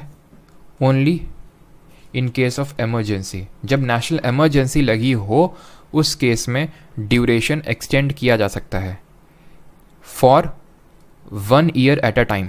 एंड व्हेन आई से 1 ईयर, और इमरजेंसी भी अलग से करेंगे, एक टॉपिक है। इसके बाद कल तो ठीक है पार्लियामेंट लेक्चर 2 करेंगे, और कल ही याद रखिएगा आपका टेस्ट भी होगा, ठीक है, जो आपका प्राइवेट टेलीग्राम ग्रुप है वहाँ पे। और मंडे को अमेंडमेंट और इमरजेंसी होगा, ठीक है। तो emergency for 1 year at a time. Now what does this mean at a time? इसका मतलब है कि इसके पीरियड को, लोकसभा को, ड्यूरेशन को कभी तक भी एक्सटेंड किया जा सकता है जब तक इमरजेंसी लगी है। फॉर एग्जाम्पल आज इमरजेंसी लगी है, ठीक है, और इमरजेंसी 3 साल से हट ही नहीं रही है, तो 3 साल तक एक्सटेंड रहेगा। लेकिन हर 1 साल के जैसे के लिए प्रेसिडेंट अप्रूव करेगा, जैसे प्रेसिडेंट ने पार्लियामेंट अप्रूव करेगा, पार्लियामेंट ने अप्रूव कर दिया तो 1 साल और कंटिन्यू रहेगी, ठीक है, फिर 1 साल और कंटिन्यू रहेगी, इस तरह से, ठीक है। लेकिन इसमें कोई ऐसा ड्यूरेशन नहीं है कि सिर्फ 3 साल तक एक्सटेंड कर सकता है, 4 साल तक, जब तक इमरजेंसी रहेगी। बट इमरजेंसी सीज होने पे, यानी कि इमरजेंसी मान लेते हैं ख़त्म हो गई, भी नेशनल इमरजेंसी नहीं है, तो मैक्सिमम 6 महीने तक आगे बढ़ सकता है। जैसे आज मान लेते हैं कि है आपका अगस्त, 12 अगस्त है आज 2023, और अभी तक इमरजेंसी लगी थी, आज इमरजेंसी खत्म हो गई, तो इसके आगे 6 महीने तक जोड़ लीजिए। इसके 6 महीने के अंदर अंदर फ्रेश इलेक्शंस आपको करवाने हैं और अगली लोकसभा को जल्दी से इलेक्ट करना है। अब कोई भी हालत में, चाहे पार्लियामेंट अप्रूव भी कर दे, आपका इसका ड्यूरेशन जो है एक्सटेंड नहीं किया जा सकता है। Now coming on to the article number 84 and that talks about the qualification for membership of parliament, यानी संसद की सदस्यता के लिए योग्यता की बात करता है। अब किस तरह की योग्यता चाहिए? सबसे पहली योग्यता तो यही चाहिए होगी, ही should B a citizen of India, ठीक है, सिटीजन ऑफ इंडिया होना चाहिए, यानी कि भारत का नागरिक होना चाहिए, ठीक है। और इसी में लिखा हुआ है कि ये ओथ ले, ठीक है, एक तो सिटीजन हो और ओथ ले यानी कि शपथ ले। अब शपथ कौन सी लेगा? शपथ किस में मेंशन है? 3rd शेड्यूल में मेंशन है, आप रिकॉल करो, ठीक है। और यहाँ पे फिर आपका दूसरा प्रोविजन है रिगार्डिंग द एज, कि आपकी उम्र कितनी होनी चाहिए। तो अगर हम लोकसभा के टर्म से बात करें तो डिफरेंट, और राज्यसभा के टर्म्स में डिफरेंट है। लोकसभा में आपकी मिनिमम एज 25 ईयर्स होनी चाहिए, मिनिमम 25 साल की आपकी एज होनी चाहिए अगर आपको लोकसभा में चुन के जाना है, और राज्यसभा में तो आपका 30 ईयर्स ऑफ एज मिनिमम होना ही चाहिए। अब जल्दी से मुझे ये बताइए कि किसके क्वालिफिकेशन हमने ये पढ़ा था, he should be qualified to be appointed as a member of Lok Sabha, बताइए। तो आप क्वालिफिकेशन समझ गया, अभी डिस्क्वालिफिकेशन आगे हम पढ़ेंगे। सिटीजन ऑफ इंडिया, ओथ इसको लेना है जो 3rd शेड्यूल मेंशन है, और इसका जो मिनिमम एज। देन इसमें ये भी एक प्रोविजन एडेड है, एनी अदर क्वालिफिकेशन विच पार्लियामेंट में डिटरमाइन, यानी कि ये तो हमने कॉन्स्टिट्यूशन में लिख के दे दी आपको, ये होनी चाहिए। लेकिन अगर कल कोई पार्लियामेंट को कोई और भी क्वालिफिकेशंस लगती हैं तो वो उसको भी इसमें क्वालिफिकेशन की लिस्ट में रख सकता है। जैसे फॉर एग्जांपल कल को पार्लियामेंट को लगता है कि एक 12th पास एक क्वालिफिकेशन होनी चाहिए for becoming a member of parliament, तो उसको ऐड कर सकता है, जो कि नहीं है हमारा, है ना। IAS बनने के लिए आपको या फिर कोई भी गवर्नमेंट जॉब के लिए आपको चाहिए qualification, but member of parliament जो सबसे एक तरह से पावरफुल पोजीशन है, उसके लिए कोई आपको क्वालिफिकेशन की ज़रूरत नहीं है। Now coming on to the article number 85, ये बात करते हैं sessions of parliament prorogation and dissolution. अब ये क्या है? प्रोरोगेशन, सेशन और डिसोल्यूशन। एक्चुअल में सेशन ऑफ पार्लियामेंट की अगर हम बात करें तो हमारे पार्लियामेंट में 3 सत्र होते हैं, 3 सेशन होते हैं। अब ऐसा नहीं होता है कि पार्लियामेंट हमारा, आप हमेशा तो देखते नहीं होंगे, जैसे अभी प्रेजेंट टाइम में अगर हम बात करें तो डिबेट चल रही है। डिबेट आप पार्लियामेंट में देखते हो, कोई फ्लाइंग किस मार रहा है, कोई पेपर फाड़ के फेंक रहा है, कोई कुछ कर रहा है, कोई चिल्ला रहा है, कोई कुछ बोल ही नहीं रहा है ठीक है। तो ये सारे कब होते हैं? अभी आपको देखने को मिल रहा है ना। क्यों? क्योंकि अभी सेशन चल रहा है। 3 सेशन होते हैं पार्लियामेंट में। एक होता है बजट सत्र जिसको हम बोलते हैं बजट सेशन, एक होता है आपका मानसून सत्र, मानसून सेशन, और एक होता है आपका विंटर सेशन यानी कि शीतकालीन सत्र। यानी कि पहली बात तो कोई आपका ग्रीष्मकालीन यानी कि समर सेशन नहीं होता है। तो अभी कौन सा चल रहा होगा, जरा बताइए कौन सा सेशन चल रहा होगा पार्लियामेंट में? तो सेशन के टाइम पे ही डिस्कशंस होते हैं आपके। अब सेशन ऑफ पार्लियामेंट को बुलाता कौन है? बुलाता और मगर जाने का भी है, ठीक है। तो बुलाता है जिसको हम बोलते हैं सेशन को समन करना, ठीक है। समन करने का काम करते हैं प्रेसिडेंट जी। कौन करते हैं? राष्ट्रपति। यहाँ तक कि प्रोरोगेशन करना, डिसोल्यूशन करना, ये सारे काम याद रखिएगा कौन करता है? प्रेसिडेंट ही करता है ना। What is prorogation? प्रोरोगेशन का मतलब है सत्रावसान। सर सत्रावसान क्या होता है? ये सेशन को बुलाया गया ना, प्रेसिडेंट बुलाएगा, आ जाओ सभी लोग जल्दी से मिल बांट के एकदम हो अल्लाह काटते हैं, ठीक है। ये सब हो गया, उसके बाद प्रेसिडेंट बोलेगा अब निकल लो, दिमाग एकदम जैसे कि जब याद करिए आपके गर्मियों के टाइम आते थे, ठीक है, तो नाना नानी के यहाँ से फ़ोन आता था, मामा के यहाँ से कि आप आ जाओ, ठीक है। लेकिन फिर जब आप रुकते थे 1-1.5 महीने 2 महीने तक, तो जो मामा या फिर मामी या फिर नाना नानी आपसे एकदम तंग, वैसे नाना नानी तो इतने नहीं आते थे लेकिन बाकी लोग आ जाते थे तंग, और बोलते थे कि अब निकल लो बेटा यहाँ से तुम, ठीक है, तुमने एकदम जीना हराम कर रखा है हमारा यहाँ पे। तो उसको बोल सकते हैं प्रोरोगेशन। समन किया गया, आपको बुलाया गया, प्रोरोगेशन सत्रावसान यानी आपको एक तरह से टाटा बाय बाय किया। डिसोल्यूशन जो है ये बहुत बड़ा एक तरह से टर्म है। अब सेशन को समन करना, बुलाना, प्रोरोगेशन मतलब सत्रावसान करना। और अब जब हम आगे बढ़ेंगे आर्टिकल नंबर 100 में देखेंगे एक आपको टर्म देखने को मिलेगा एडजर्नमेंट। उसको अब भी मैं समझा रहा हूँ ताकि तीनों में डिफरेंस आपको समझा सकूँ। एडजर्नमेंट का मतलब है अवकाश। ये जो एडजर्नमेंट है ये presiding officer of the house करता है। ये कौन करता है? प्रिसाइडिंग ऑफिसर ऑफ हाउस, यानी जो पीठासीन अधिकारी होगा सदन का वो करेगा। बहुत बड़ा डिफरेंस है। सेशन समन करना, प्रोरोग करना, डिसॉल्व करना, सब कुछ करना प्रेसिडेंट करता है, बट एडजर्नमेंट प्रिसाइडिंग ऑफिसर करता है। अंतर क्या होता है? सेशन को तो समन करना, बुलाना समझ में आ गया। प्रोरोगेशन, डिसोल्यूशन और एडजर्नमेंट, इन तीनों को एक साथ समझो। ये तीन इंपॉर्टेंट है, इन तीनों में ही कन्फ्यूजन होगा। सेशन समन करना तो हो गया, बुलाना। इसमें कुछ इस तरह से आपका है कि एडजर्नमेंट ये हो गया और समन ये हो गया, और डिसोल्यूशन इससे भी बड़ा हो गया। मतलब एडजर्नमेंट में क्या होता है, जैसे कि अभी मैं देख रहा था, मैं क्योंकि ये डिबेट वगैरह मैं देखता रहता हूँ, काफ़ी मज़ा आता है देखने में। तो जैसे जब खाना वाना खाने के टाइम पे, तो अभी मैं देख रहा था कि जो जगदीप धनखड़ हैं राज्यसभा के, जो हमारे प्रिसाइडिंग ऑफिसर हैं, जो कि वाइस प्रेसिडेंट ऑफ इंडिया हैं, क्योंकि vice president of India is the official chairman of Rajya Sabha, हम पढ़ चुके हैं। तो याद करिए, हाँ, आपने हो सकता है देखा हो डेरेक ओब्रायन, ठीक है, जो वेस्ट बंगाल से सांसद हैं, मेंबर ऑफ पार्लियामेंट हैं।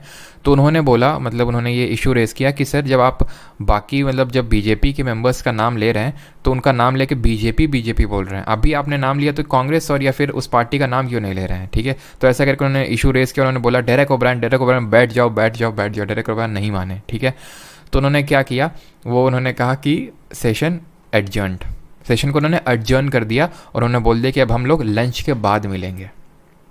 ठीक है, याद करिए, पीके मूवी आपने देखी होगी, ठीक है, आप में से काफ़ी लोगों ने।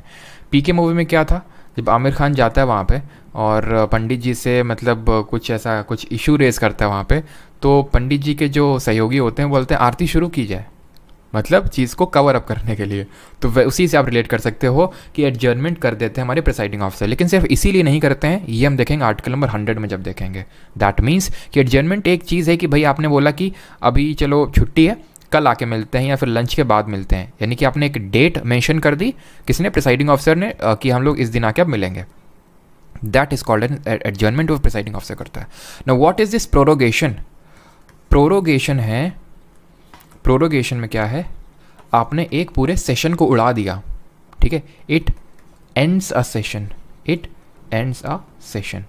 लेकिन अगर मैं एडजर्नमेंट की बात करूं तो it ends only a sitting, it ends only a sitting और अ मीटिंग।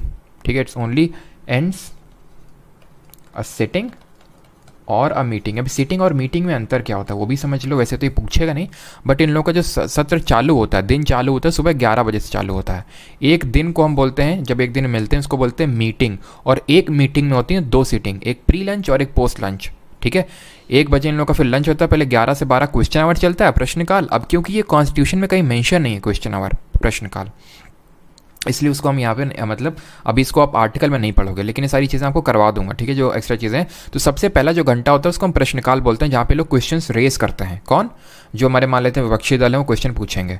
फिर 12 से 1 होता है 0 आवर, जहाँ पे एजेंडा ऑफ द डे को डिसाइड किया जाता है। तो चलो यहाँ पे मैं बता देता हूँ, ठीक है, आपको जब बात आ ही रही तो फिर क्यों अलग से करेंगे। तो 11 AM से लेकर आपका 12 PM तक क्या चलता है, क्वेश्चन आवर चलता है। ये नहीं पूछेगा आपसे सुबह 11 बजे से सुबह दोपहर 12 बजे तक, नहीं, ये आपसे पूछेगा what is question of hour. और क्वेश्चन ऑफ आवर कहीं पे भी कॉन्स्टिट्यूशन मेंशन नहीं है। तो ये पहला घंटा होता है, it is the first hour of every meeting. ठीक है, और अगर हम बात करें इसके बाद चालू होता है आपका 0 आवर। 0 आवर इसके जस्ट क्वेश्चन आवर के बाद स्टार्ट होता है। एंड अगर हम 0 आवर की बात करें तो ये होता है to decide the agenda of the day, यानी agenda of the day is decided in this 0 hour. उसके बाद लंच हो जाएगा, लोग मैगी वैगी समोसे वमोसे खाएंगे, जाके बाहर गप्पेबाजी करेंगे और उसके बाद मिलके आगे सोएंगे, फ़ोन चलाएंगे। और फ़ोन में क्या क्या देखेंगे पता नहीं, क्या क्या देखते हैं, कभी कभी वीडियोस वायरल होते हैं इन लोगों के। हाँ, आप देखो एक बार, पता नहीं कोई बंगाल का बीजेपी का MLA था, भाई साहब पता नहीं क्या ही देख रहे थे कोई कैंडी क्रश खेलता पाया जाता है। खैर, अब ऐसा नहीं कि हमारे सारे मेंबर ऑफ पार्लियामेंट ऐसा ही करते हैं, काफ़ी लोग अच्छे, मतलब मोस्टली अच्छे लोग हैं, वहाँ तक पहुँचे हैं तो यार मेहनत से। लेकिन हाँ, कुछ लोग तो हैं कि उनके बारे में कुछ कहा नहीं जा सकता, लेकिन ऐसा नहीं होता है कि मतलब सारे ही सांसद खराब होते हैं। जैसे नितिन गडकरी को जी को देख लीजिए, या फिर काफ़ी हैं विपक्षी दल में भी हैं, इन सरकार में भी हैं, जो एक्चुअल में सही क्रिटिसिज्म करते हैं, सही उस पर डिस्कशन भी करते हैं, ऐसी बात नहीं। जैसे मनोज कुमार झा हैं, है ना। चलिए, तो अभी आते हैं article number 86। I hope clear हो गया होगा, नहीं क्लियर हुआ तो मैं भी क्यों, क्योंकि अभी मैंने डिसोल्यूशन तो बताया नहीं। तो डिसोल्यूशन की अगर मैं बात करूँ तो डिसोल्यूशन होता है बहुत बड़ा टर्म, जहाँ पे यहाँ पे लिख दूँ, ठीक है। डिसोल्यूशन यहाँ पे लिखता हूँ मैं ग्रीन कलर से, ठीक है। डिसोल्यूशन में आपको ये याद रखना है कि it ends the very life of Lok Sabha, very life of Lok Sabha, यानी कि इसने एक सिटिंग उड़ाई या फिर मीटिंग उड़ाई, ठीक है। इसने एक सत्र उड़ा दिया, इसने लोकसभा ही उड़ा दी। कैसे? जब नो कॉन्फिडेंस मोशन पास हो गया ना, उसके पास होने के बाद जो प्रेसिडेंट है वो हाउस को डिसॉल्व कर देंगे कि अब निकल लो तुम लोग सारे के सारे लोग, अब फ्रेश हो। कि व्हाट इज एडजर्नमेंट सीने डाई। एडजर्नमेंट सीने डाई क्या होता है ये? तो एडजर्नमेंट सीने डाई होता है कि जब प्रिसाइडिंग ऑफिसर एंड कर देता है सिटिंग या मीटिंग को without naming a date of reassembly. क्या होता है एडजर्नमेंट में कि वो बोलेगा कि अब मैं एडजर्न कर रहा हूँ और लंच के बाद मिलो या फिर कल आके मिलते हैं अभी, पहली चीज़, ठीक है। और एडजर्नमेंट सीनियर टाइम में क्या है, वो बोल देगा कि अब निकल लो, वो डेट नहीं बताएगा कि कौन सी डेट में मिल रहा है। तो सर फिर कब मिलेंगे? तो वो एक्चुअल में ये इस टूल का यूज़ करता है प्रिसाइडिंग ऑफिसर टू शो अ झंडा टू दी प्रेसिडेंट कि अब बेटा हमारी तरफ से हम तुमको सिग्नल दे रहे हैं कि तुम अब प्रोरोग कर दो इस पूरे सेशन को। तो एक तरह से adjournment senior just before the prorogation किया जाता है बाय दी हमारा प्रिसाइडिंग ऑफिसर। एक तरह से वो झंडा दिखा रहा है प्रेसिडेंट को कि अब सब कुछ डिस्कशन हो चुके हैं, अब तुम प्रोरोग कर सकते हो। यानी कि यहाँ पे कोई डेट ऑफ रीअसेंबली नहीं मेंशन की जाती है। आगे बढ़ते हैं 86 पे। एक बार मैं कमेंट्स चेक कर लेता हूँ, फिर आगे बढ़ते हैं।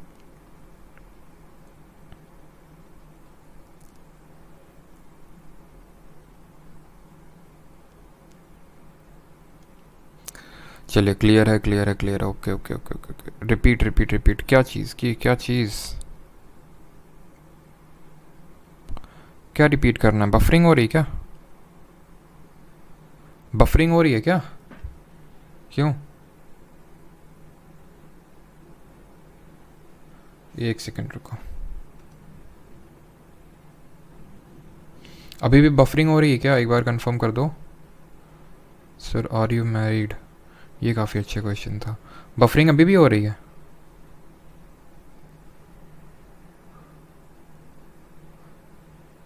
No no no no. अच्छा, कहाँ से रिपीट करना है एक बार कंफर्म कर दो, कहाँ से रिपीट करना है?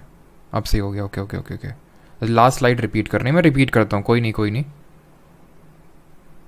यस योंडो, अभी सही है। यार रिपीट हो जाता है ये। चलो, मैं आप में से किसी एक दो को ना अपना वो जो पर्सनल नंबर है वो दे दूंगा, ताकि कभी ऐसा होता तो कॉल कर दिया करो। पता चलता है पढ़ाते हुए निकल गया और बीच में बफरिंग हो जाता है। चलो, बंद हो गई अभी, ठीक है। तो यहाँ पे मैंने आपको ये बताया, मैं चीज़ों को समराइज़ करता हूँ। मैंने ये बताया कि 3 चीज़ें होती हैं, एक होता है एडजर्नमेंट, एक होता है प्रोरोगेशन और एक होता है डिसोल्यूशन। जो एडजर्नमेंट करता है, एक सेकेंड, जो एडजर्नमेंट करता है वो हमारा प्रिसाइडिंग ऑफिसर करता है, पीठासीन अधिकारी करता है। प्रोरोगेशन और डिसोल्यूशन दोनों प्रेसिडेंट करता है। Adjournment presiding officer, prorogation dissolution और हाउस को समन करना, बुलाना, वो सारे काम प्रेसिडेंट करता है, ठीक। अब एडजर्नमेंट जो क्या करता है, सिर्फ एक सेटिंग को ख़त्म कर देगा, फिर एक मीटिंग को ख़त्म कर देगा। और आई होप ये मैंने आपको क्लियर हो गया है कि सेटिंग क्या होती है, मीटिंग क्या होती है। मैं जल्दी से बताता हूँ। हर दिन जो एक बैठता है सत्र, उस दिन एक होती है आपकी मीटिंग। एक मीटिंग में 2 सीटिंग होती हैं, pre lunch, post lunch. Pre lunch में 2 घंटे होते हैं, 11 से 12, जहाँ पे क्वेश्चन आवर होता है। वहाँ पे first hour of every parliamentary meeting होता है, जहाँ पे एक तरह से क्वेश्चन पूछे जाते हैं मिनिस्टर से, ठीक है। क्वेश्चंस भी 3 तरह के होते हैं। ये नहीं होगा तो जब हम लोग एमसीक्यू करेंगे तो वहाँ देख लेंगे। स्टार्ट क्वेश्चन, अनस्टार्ट क्वेश्चन और शॉर्ट नोटिस क्वेश्चन। यहीं पे मैं ब्रीफ बता देता हूँ, आपके लिए उतना इंपॉर्टेंट नहीं है, यूपीएससी वगैरह एग्जाम्स के लिए इंपॉर्टेंट रहता है, बट फिर भी आपको बताता हूँ कि जो क्वेश्चंस होते हैं वो 3 टाइप के होते हैं। एक होते हैं स्टार्ड, ठीक है, दूसरे होते हैं अनस्टार्ड और तीसरे होते हैं शॉर्ट नोटिस क्वेश्चन, ठीक है। शॉर्ट नोटिस क्वेश्चन स्टार्ट में क्या है कि यहाँ पे आपके ओरल क्वेश्चन आंसरिंग होती है। ओरल मतलब है कि जैसे मैंने आपसे क्वेश्चन पूछा तो आप से मैंने ओरली पूछा, यानी कि यहाँ पे सप्लीमेंट्रीज फॉलो हो सकते हैं। अनस्टार्ड में क्या सप्लीमेंट्री फॉलो नहीं हो सकते हैं, बिकॉज यहाँ पे रिटन आंसर्स रिक्वायर्ड होते हैं, रिटन रिक्वायर्ड होते हैं।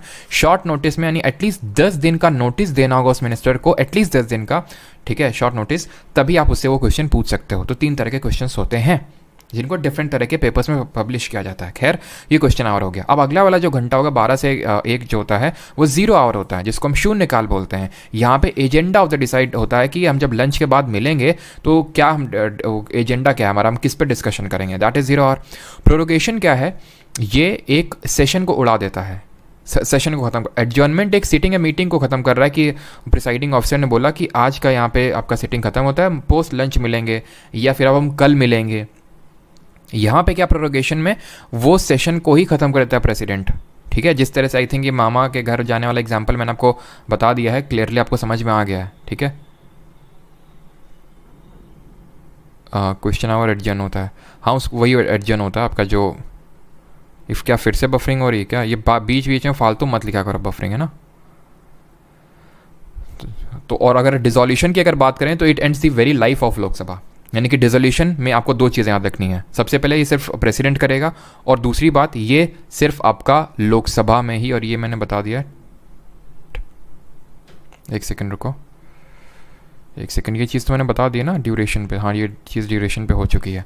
तो डिसोल्यूशन सिर्फ आपका लोकसभा में हो सकता है। डिसोल्यूशन का मतलब है कि आपने पूरे सत्र, पूरे एक तरह से हम बोल सकते हैं पूरी लोकसभा ही खत्म कर दी, फिर से फ्रेश इलेक्शंस होंगे, फिर से सारी चीज़ें होंगी। डिसोल्यूशन कब होता है, 2 केसेस में, या तो नो कॉन्फिडेंस मोशन पास हो जाए, जिस तरह आपने देखा अभी मैंने आपको पाकिस्तान का एग्जाम्पल दिया कि वहाँ नो कॉन्फिडेंस मोशन पास हो गया इमरान खान के अगेंस्ट, तो वहाँ डिसोल्यूशन। ऐसे यहाँ पे भी जब अटल बिहारी वाजपेयी जी के खिलाफ नो कॉन्फिडेंस मोशन पास हुआ तो प्रेसिडेंट ने डिसॉल्व कर दिया पूरे लोकसभा को। और अगर जब हमारा 5 ईयर्स का टेन्योर पूरा हो जाता है लोकसभा का, तब भी डिसोल्यूशन हो जाता है, जैसे कि अभी 2024 में होगा। और एडजर्नमेंट सीने डाई, फिर यहाँ पे मैंने आपको एक्सप्लेन किया कि व्हाट इज़ दिस एडजर्नमेंट सीने डाई। तो एडजर्नमेंट जो सीने डाई होता है एक्चुअल में एडजर्नमेंट का एक बड़ा भाई हम बोल सकते हैं। इसमें अंतर क्या होता है, एडजर्नमेंट पे हमने देखा कि उसने जो प्रिसाइडिंग ऑफिसर था उसने एक डेट ऑफ रीअसेंबली मेंशन करी कि अभी हम एडजर्न कर रहे हैं हाउस को और पोस्ट लंच मिलेंगे या फिर कल मिलेंगे, इस तरह से। एडजर्नमेंट सीने डाई में ये होता है कि वो without naming a day of reassembly, यानी कि वो डेट बताता नहीं है कि कब हमें मिलना है। वो एक्चुअल में एक झंडा होता है, झंडा दिखाता है किसको, प्रेसिडेंट को, कि अब यहाँ पे मैं आपको सिग्नल दे रहा हूँ कि आप हाउस को प्रोरोग कर दो, यानी कि सारे जो डिस्कशंस होने थे सारे बिल्स पे सब कुछ काम हो चुका है, अब आप कर दो प्रोरोगेशन, यानी कि यहाँ पे कोई डेट ऑफ रीअसेंबली नहीं दी जाती है एडजर्नमेंट सीने डाई पे। क्लियर है भी चीज़ें। आगे बढ़ते हैं, काफ़ी डिस्कशन हो गया इस पर्टिकुलर आर्टिकल पे, बिकॉज आई थिंक कुछ बफरिंग का इशू हो गया था। अभी आते हैं आर्टिकल नंबर 86 पे, that is right of president to address and send messages to house. Who is presiding officer, vice president. Presiding officer Lok Sabha में स्पीकर होता है और वाइस प्रेसिडेंट या फिर चेयरमैन होता है राज्यसभा के केस में। वो हम अभी आगे देखेंगे, दोनों के बारे में आज ही के लेक्चर में खत्म करेंगे, ये स्पीकर, डिप्टी स्पीकर और चेयरमैन और डिप्टी चेयरमैन के बारे में, ठीक है। तो एक इस तरह से आप रिलेट कर सकते हो, मैं आपको रिलेट करके बताता हूँ। आप ऐसे समझ लो कि एक क्लास होती है, ठीक है। एक क्लास में मैंने पिछले भी लेक्चर में बताया था, एक क्लास में होता है एक मॉनिटर होता है और एक होता है क्लास टीचर। तो मॉनिटर को आप समझ सकते हो लीडर की तरह, लीडर ऑफ द हाउस, जो कि हमारा प्राइम मिनिस्टर होता है, जिस भी हाउस का वो मेंबर होता है। और अगर फॉर एग्जांपल लोकसभा का मेंबर है तो वहाँ का लीडर हो जाएगा, तो राज्यसभा का कौन होगा, जिसको भी वो बोलेगा कि प्राइम मिनिस्टर बोलेगा कि मेरे बिहाफ पे ये लीडर होगा इस हाउस का। और क्लास टीचर होता है हमारे एक क्लास में, वो क्लास टीचर है प्रिसाइडिंग ऑफिसर, वो क्लास टीचर है प्रिसाइडिंग ऑफिसर। लोकसभा के केस में प्रिसाइडिंग ऑफिसर पीठासीन अधिकारी स्पीकर होता है, जो करंट में ओम बिरला है। और अगर हम बात करें राज्यसभा के केस में चेयरमैन होता है, जो करंट में अभी जगदीप धनखड़, जो कि प्रेसिडेंट है। आर्टिकल 86 बात करता है right of president to address and send messages to house, यानी कि प्रेसिडेंट के पास ये पावर है, हाउस को बुला सकता है, कुछ उसको स्पीच देनी है, कुछ उनको बताना है, कुछ इंपॉर्टेंट जानकारी उनके साथ शेयर करनी है तो वो कर सकता है। सिर्फ इतना ही है आर्टिकल 86 में और कुछ नहीं है। कोई मैसेज देना है तो वो दे सकता है, article 86 not that much important, बस ये है कि वो हाउस को एक तरह से एड्रेस कर सकता है। बट 87 एक स्पेशल एड्रेस है, 86 है एड्रेस और 87 है स्पेशल एड्रेस। और इस स्पेशल एड्रेस को हम जानते हैं मोशन ऑफ थैंक्स के नाम से। मोशन ऑफ थैंक्स, ये मोशन ऑफ थैंक्स होता क्या है, तो 2 ऐसे इंसिडेंसेस होते हैं। एक तो at the commencement of, at the commencement, यहां पे मैं लिख देता हूं पूरा, at the commencement of the first session after each general election, after each general election. और जब मैं जनरल इलेक्शन बोलता हूँ ना तो आम चुनाव की बात कर रहा हूँ, और आम चुनाव लोकसभा के होते हैं। आम चुनाव जब मैं वर्ड यूज़ करता हूँ जनरल इलेक्शन, तो दैट मीन मैं लोकसभा की बात कर रहा हूँ। बिकॉज राज्यसभा तो एक कॉन्टिन्यूइंग चैम्बर, कॉन्टिन्यूइंग चैम्बर मतलब कि इसके 1/3 आ रहे हैं, 1/3 जा रहे हैं, 1/3 आ रहे हैं, 1/3 जा रहे हैं, यानी कि एक इसका नलका है एंट्री वाला और एक इसका नलका है एग्जिट वाला। पानी आ रहा है, पानी जा रहा है, यानी कि इसमें हमेशा पानी रहता है, ठीक है। और लोकसभा में एक साथ पानी खत्म होता है, एक साथ पूरी लोकसभा डिसॉल्व होती है, सारे काउंसिल ऑफ मिनिस्टर जाते हैं और फिर से फ्रेश इलेक्शंस होते हैं, ठीक है। तो एक तो जब फर्स्ट सेशन होगा, इसका मतलब क्या है, जो मैंने लाइन लिखी इतनी लंबी से, इसका मतलब है कि जो 2024 में जब चुनाव होंगे ना, तो जो नई लोकसभा बनेगी उसका जो पहला सेशन होगा वो, और first session of each fiscal year, first session of each fiscal year, ठीक है। अब ये फिस्कल ईयर क्या होता है? फिस्कल ईयर मतलब जो आपका 1 अप्रैल से लेकर 31 मार्च तक जो आपका फाइनेंशियल ईयर होता है वो। तो वो जो फर्स्ट सेशन है, एक तो वो हर फिस्कल ईयर का, और जो फर्स्ट सेशन होता है आफ्टर ईच जनरल इलेक्शन जो अगले साल आपका होगा, इनको एड्रेस करेगा कौन? हमारा प्रेसिडेंट कलेक्टिवली एड्रेस करेगा। लोकसभा और राज्यसभा को कलेक्टिवली एड्रेस करेगा, कलेक्टिवली एड्रेस करेगा। अब एड्रेस करेगा मतलब इसका क्या हुआ एड्रेस करेगा? तो इसमें वो बताएगा कि पिछले साल गवर्नमेंट की क्या क्या पॉलिसीज़ रहीं, किस तरह से मतलब चीज़ें आगे बढ़ी, गवर्नमेंट ने किन किन चीज़ों को लेकर काम किया। तो एक तरह से प्रेसिडेंट यहाँ पे गवर्नमेंट की पॉलिसीज़ के बारे में दोनों में जॉइंट सीटिंग करके बुला रहा है। जॉइंट सीटिंग को बुलाता कौन है? प्रेसिडेंट बुलाता है। बिकॉज समन, बुलाने का मतलब क्या हुआ? समन करना, और समन करने का पावर प्रेसिडेंट के पास है। समन हो गया, प्रोरोग हो गया, डिसॉल्व हो गया, सारे पावर हमारे प्रेसिडेंट के पास है। सिर्फ एक है एडजर्नमेंट का पावर, एडजर्नमेंट को बोलते हैं अवकाश, वो है हमारा प्रिसाइडिंग ऑफिसर के पास। तो वो गवर्नमेंट की पॉलिसीज़ को बताता है, और पॉलिसीज़ को जब बताता है ना तो अलग से दोनों हाउसेज में इसको पास करवाना होता है। It needs to be passed in both the houses, passed in both the houses separately, both the houses separately इसको पास करवाना ज़रूरी होता है। और अगर ये पास नहीं हो पाया ना तो सरकार गिर जाएगी मतलब डिसॉल्व हो जाएगी। और सरकार डिसॉल्व, कौन सा हाउस डिसॉल्व हो सकता है? राज्यसभा का भी डिसॉल्व हो ही नहीं सकता, नहीं लोकसभा, है ना। सेशन एडजर्न दोनों हो सकते हैं, लोकसभा राज्यसभा, प्रोरोग भी दोनों हो सकते हैं, बट डिसॉल्व अगर बात करूँगा ना सिर्फ लोकसभा हो सकता है, बिकॉज लोकसभा में ही सरकार बैठती है, वही डिसॉल्व हो सकता है। एडजर्नमेंट में जो नोटिसेज वगैरह कुछ खत्म नहीं होते। प्रोरोगेशन में क्या होता है, अगर कोई पेंडिंग नोटिस होता है तो जब अगला सेशन बैठेगा तो उस तक खत्म हो जाएगा वो नोटिस। डिसोल्यूशन में कुछ तरह के बिल भी खत्म हो जाते हैं। अब इतना डीप में यहाँ पढ़ने की जरूरत है नहीं, किस टाइप के बिल सस्टेन करते हैं, किस टाइप के एंड हो जाते हैं, ठीक, क्लियर हो गया। बस इसमें इतना ही पढ़ना है। Now 88, right of ministers and attorney general as respects to houses, सदनों के संबंध में मंत्री और महान्यायवादी के अधिकार इनका ये है कि ये किसी भी सदन में बोल सकते हैं, किसी भी सदन, अब किसी भी सदन मतलब कितने सदन है? 2 ही तो है, मतलब लोकसभा राज्यसभा में किसी भी सदन में बोल सकते हैं। सिंपल टर्म्स में एकदम बता रहा हूँ मैं आपको, बोल सकते हैं, यानी कि they have right to speak in either house of the parliament but not right to vote, not right to vote. इसका मतलब क्या है? इसका मतलब ये है कि पहले तो मैं एक मिनिस्टर का केस ले लेता हूँ, देन अटॉर्नी जनरल का एक अलग से केस लूँगा, ठीक। मिनिस्टर का मतलब या तो वो लोकसभा से मिनिस्टर होगा या तो राज्यसभा से मिनिस्टर होगा। मिनिस्टर है तो भाई एक टाइम पे दोनों हाउस का कोई भी मेंबर नहीं हो सकता है, नोट दिस थिंग। ना तो लोकसभा राज्यसभा का है सिमिलरली एक साथ, ना ही लोकसभा लेजिस्लेटिव का एक साथ, ना ही राज्यसभा लेजिस्लेटिव एक का असेंबली का एक साथ, मतलब एक मेंबर, ठीक है। कोई भी 2 हाउसेस का कभी भी member simultaneously at the same time नहीं हो सकता है। ये तो लोकसभा का हो गया, तो राज्यसभा का। तो मैं आपको ये बोल रहा हूँ कि अगर कोई लोकसभा का है, मान क्या लेते हैं ये मोदी जी हमारे लोकसभा से हैं, वो राज्यसभा में जाके बोल सकते हैं, भी बोले भी हैं, ठीक है। तो राज्यसभा में जाके बोल सकते हैं, लेकिन राज्यसभा में वो कभी वो वोट नहीं डाल सकते हैं, ठीक है। जैसे फॉर एग्जाम्पल अब मैं लेता हूँ, जैसे सुब्रमण्यम स्वामी है, राज्यसभा से हैं, ठीक है। फिर पीटी उषा है हमारी, पीटी उषा राज्यसभा में है, नॉमिनेटेड मेंबर है। राज्यसभा में वो बोल सकती हैं, वोट भी डाल सकती हैं, लेकिन लोकसभा में भी वो बोल सकती हैं, वोट नहीं डाल सकती, यानी वोट आप उसी हाउस में डाल सकते हैं जिसके आप मेंबर हैं। अटॉर्नी जनरल महान्यायवादी किस सदन के मेंबर हैं? किसी भी हाउस के नहीं। He is not a member of either house, not a member of either house, महान्यायवादी। तो फिर बात ये आती है कि इसको क्या दोनों सदन में वो राइट टू वोट नहीं है? बिल्कुल, आप जिस हाउस के मेंबर है उसी में आपके पास राइट टू वोट है, लेकिन इसके पास right to speak in the parliament है। लोकसभा में बोल सकता है जाके, राज्यसभा में बोल सकता है जाके, but without right to vote. 89, now talking about the presiding officer वाला सेक्शन हमारा यहाँ से चालू हो जाता है, यानी कि एक तरह से बोल सकते हो यहाँ सब चालू होता है आपका ऑफिसर्स इन पार्लियामेंट, कौन से डिफरेंट तरह के ऑफिसर्स होते हैं। अब सबसे पहले आते हैं हमारे आर्टिकल नंबर 89, जिसमें कि चेयरमैन और deputy chairman of the council of state की बात करते हैं। तो सबसे पहले भी हम देखेंगे जो राज्यसभा में के जो ऑफिसर्स होते हैं। एक सेकेंड, क्या सर आज़ाद बैच, रुक जाओ बेटा, ठीक है। अब स्पैम अगर करोगे तो हाइड कर दिए जाओगे, ठीक है।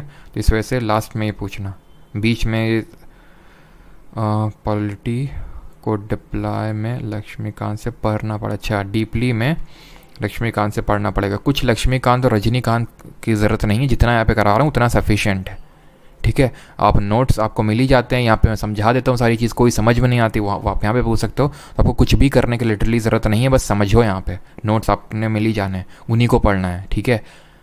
कुछ किसी बुक की ज़रूरत नहीं है। ज़्यादा पावरफुल कौन सी होती है राज्यसभा लोकसभा, क्या चीज़ ज़्यादा पावरफुल कौन सी होती है?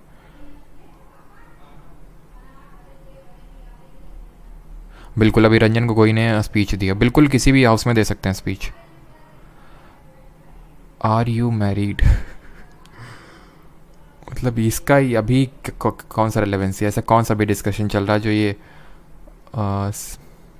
Telugu students also watching your videos please teach in English. English में पढ़ा रहा हूँ, अभी हिंदी भाषी मैं हूँ, हिंदी भाषी राज्य से बिलोंग करता हूँ, तो हिंदी तो बोलना ही पड़ेगा, ठीक है। Now chairman and deputy chairman of the council of state. तो मुझे ये बताइए चेयरमैन कौन होता है राज्यसभा का? ये तो बहुत आसान है, ये हम पढ़ चुके हैं कि जो हमारा वाइस प्रेसिडेंट ऑफ इंडिया होता है, he is the presiding officer of the, और he is the ex officio chairman of the Rajya Sabha. यानी कि कोई वाइस प्रेसिडेंट बनेगा वो अपने आप राज्यसभा का चेयरमैन बन जाएगा, राइट। तो आर्टिकल नंबर 89 का जो सब क्लॉज 1 है वो यही बोलता है कि vice president shall be an ex officio chairman of council of states, ठीक है। ये तो पहला इसका सब क्लॉज बोलता है 89 का, तो ये चीज़ हम लोग पहले ही देख चुके हैं, इसमें कोई दिक्कत नहीं है। दूसरा इसका जो है that is regarding deputy chairman. अभी डेप्यूटी चेयरमैन कौन होता है? तो डेप्यूटी चेयरमैन जो वो होता है जो चेयरमैन की एब्सेंस में या फिर वैकेंसी में deputy chairman acts as the chairman. यानी कि अगर फॉर एग्जांपल कल वाइस प्रेसिडेंट की लड़की की शादी है, ठीक है, तो वो नहीं आ सकता है, तो deputy chairman as a chairman preside करेगा। कल मान लेते हैं उसकी तबीयत ख़राब हो गई, तो उसने बोल दिया कि डिप्टी चेयरमैन तुम देख लेना जाके, तो उस केस में डिप्टी चेयरमैन होता है। और ये डिप्टी चेयरमैन को ये इलेक्ट किया जाता है या फिर चूज़ किया जाता है, इलेक्टेड बाय द हाउस या फिर chosen by the house, clear. यानी कि वाइस प्रेसिडेंट, अब यहाँ पे जो मैं चीज़ बोलने जा रहा हूँ इट्स वेरी इंपॉर्टेंट, बहुत ध्यान से सुनिएगा इस चीज़ को, इसके काफ़ी इम्प्लीकेशंस हैं, खासकर जब हम जॉइंट सिटिंग पढ़ेंगे वहाँ पे। Vice president is not the member of either house of parliament, not the member of either house of parliament।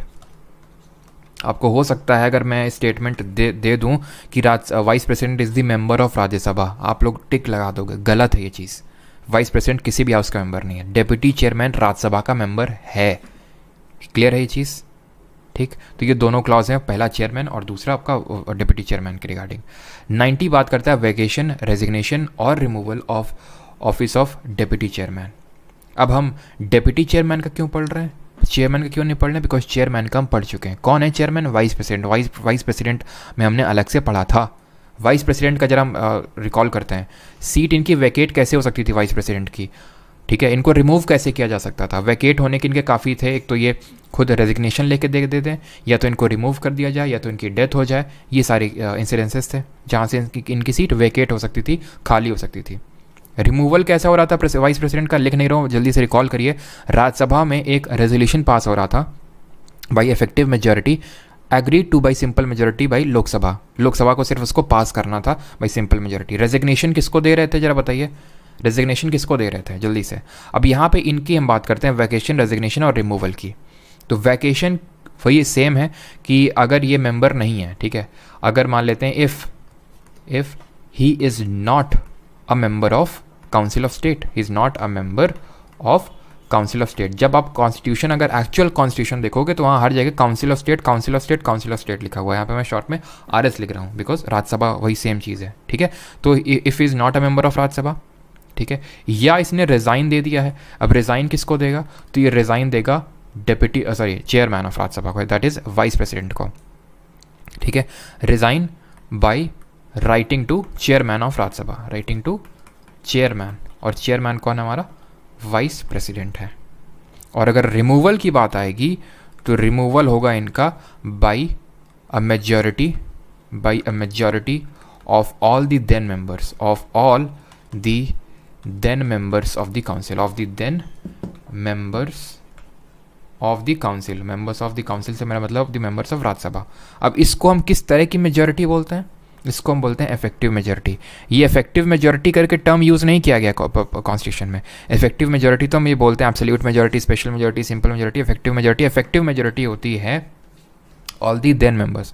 जैसे फॉर एग्जांपल 250 मैक्सिमम मेंबर हो सकते हैं राज्यसभा में।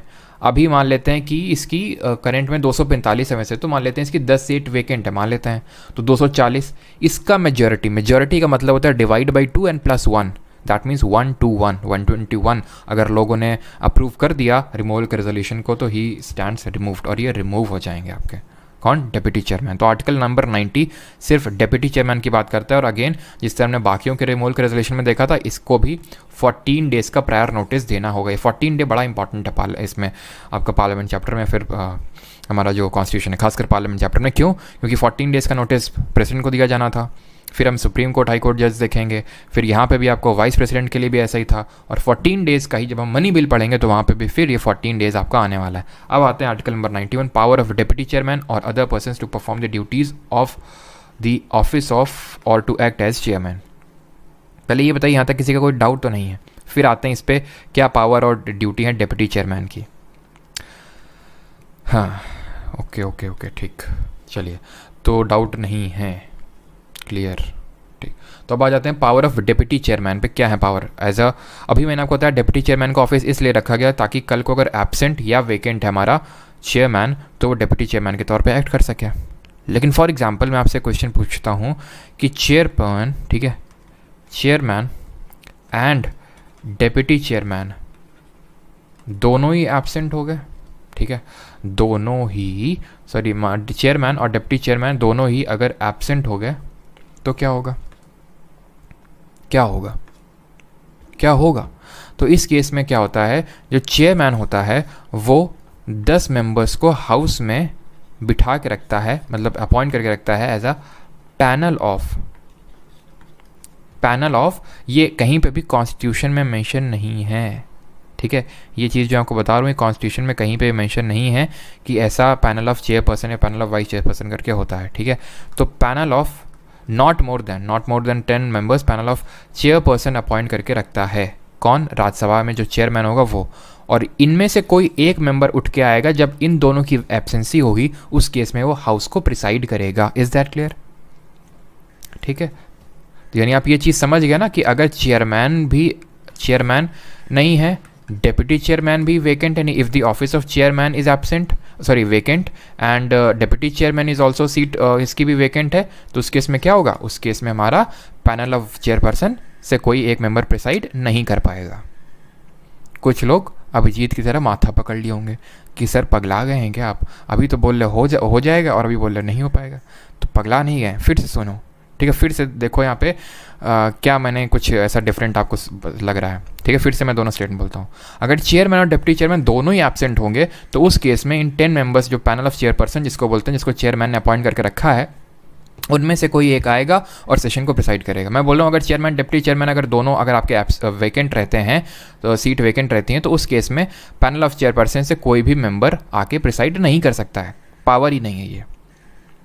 दोनों में अंतर था एब्सेंट और वेकेंट का। एब्सेंट और वेकेंट में अंतर होता है। फॉर एग्जांपल चेयरमैन की बेटे की शादी डिप्टी चेयरमैन की बेटी के साथ है, तो दोनों अभी एब्सेंट हैं कामकाजी काम में। फिर चेयरमैन बीमार हो गया, डिप्टी चेयरमैन बीमार हो गया, तो दोनों एब्सेंट है। दैट डजंट मीन कि वो सीट खाली हो गई, वेकेंट हो गई। वेकेंट कब होता है, फॉर एग्जांपल डेथ हो गई चेयरमैन की, डिप्टी चेयरमैन की भी डेथ हो गई, फिर चेयरमैन ने रिज़ाइन कर दिया। चेयरमैन किसको रिज़ाइन करेंगे ज़रा बताइए, किसको लिख के रिज़ाइन करते हैं चेयरमैन हमारे, और डिप्टी चेयरमैन ने भी रिज़ाइन कर दिया, फिर इनकी डेथ हो गई, ठीक है, या फिर इनको रिमूव कर दिया गया। उस केस में परमानेंट एक तरह से फॉर एग्जांपल आज आप स्कूल नहीं गए, कभी हो जाता था आपको फीवर आ जाता था, आप स्कूल नहीं आते थे, ठीक है, और उस केस में आप बेड रेस्ट लेते थे ना क्यों? क्योंकि डॉक्टर ने एडवाइस कर रखा था आपको, और वही फिर आप चिपकाते हैं अपने क्लास टीचर को। क्लास टीचर समझ जाता है कि तुम हमको गोली दे रहे हो, ऐसा कुछ तुम्हारे हाव भाव से नहीं लग रहा है कि तुमको फीवर और बेड रेस्ट के लिए तुम्हें डॉक्टर ने 2 दिन का एडवाइस किया है लेकिन उस केस में ऐसा तो है नहीं कि ये बोल दिया था कि ये जो है, मान लेते हैं राहुल जी, अब इनकी सीट वेकेंट हो गई, अब ये हमारे बीच में ये भाई साहब नहीं रहे, इन्होंने दूसरे स्कूल में एडमिशन ले लिया, ऐसा तो नहीं ना। 2 दिन आप नहीं गए तो आपकी सीट वेकेंट। लेकिन फॉर एग्जांपल आपने दूसरे स्कूल में एडमिशन ले लिया, या फिर फॉर एग्जांपल मान लेते हैं कि अब आपको पढ़ना लिखने से आपका सब मोह भंग हो चुका है, अब आप काम पे जाना चाहते हो, ठीक है, तो आपकी वो सीट वेकेंट हो गई। इस तरह से क्लियर है? वो हम देखते हैं किस तरह से होती है, बट यहाँ तक आपको क्लियर। अब ये बात आती है, अगर चेयरमैन डिप्टी चेयरमैन दोनों वेकेंट हो गए तो क्या होगा? एब्सेंट में तो आपने बता दिया कि पैनल ऑफ चेयरपर्सन से आ जाएगा। वेकेंट के केस में प्रेसिडेंट आएगा जल्दी से, ठीक है, और किसी एक मेंबर को उस केस में प्रेसिडेंट आएगा और वो अपॉइंट कर देगा किसी को भी टू एक्ट एज चेयरमैन, और जल्दी से बोलेगा क्या, फिर वाइस प्रेसिडेंट के जल्दी से इलेक्शंस करवाने होंगे, बिकॉज चेयरमैन है कौन? वाइस प्रेसिडेंट, और चेयरमैन अपना रेजिग्नेशन किसको देता है? प्रेसिडेंट को, ठीक है, डेप्यूटी चेयरमैन को नहीं, बिकॉज वाइस प्रेसिडेंट होता है हमारा चेयरमैन। हमने देखा था प्रेसिडेंट वाइस प्रेसिडेंट को देता है, वाइस प्रेसिडेंट प्रेसिडेंट को देता है, ठीक है, क्लियर है? तो वैकेंसी के केस में प्रेसिडेंट आएगा और किसी मेंबर को अपॉइंट कर देगा, एब्सेंसी केस में ऐसा होगा।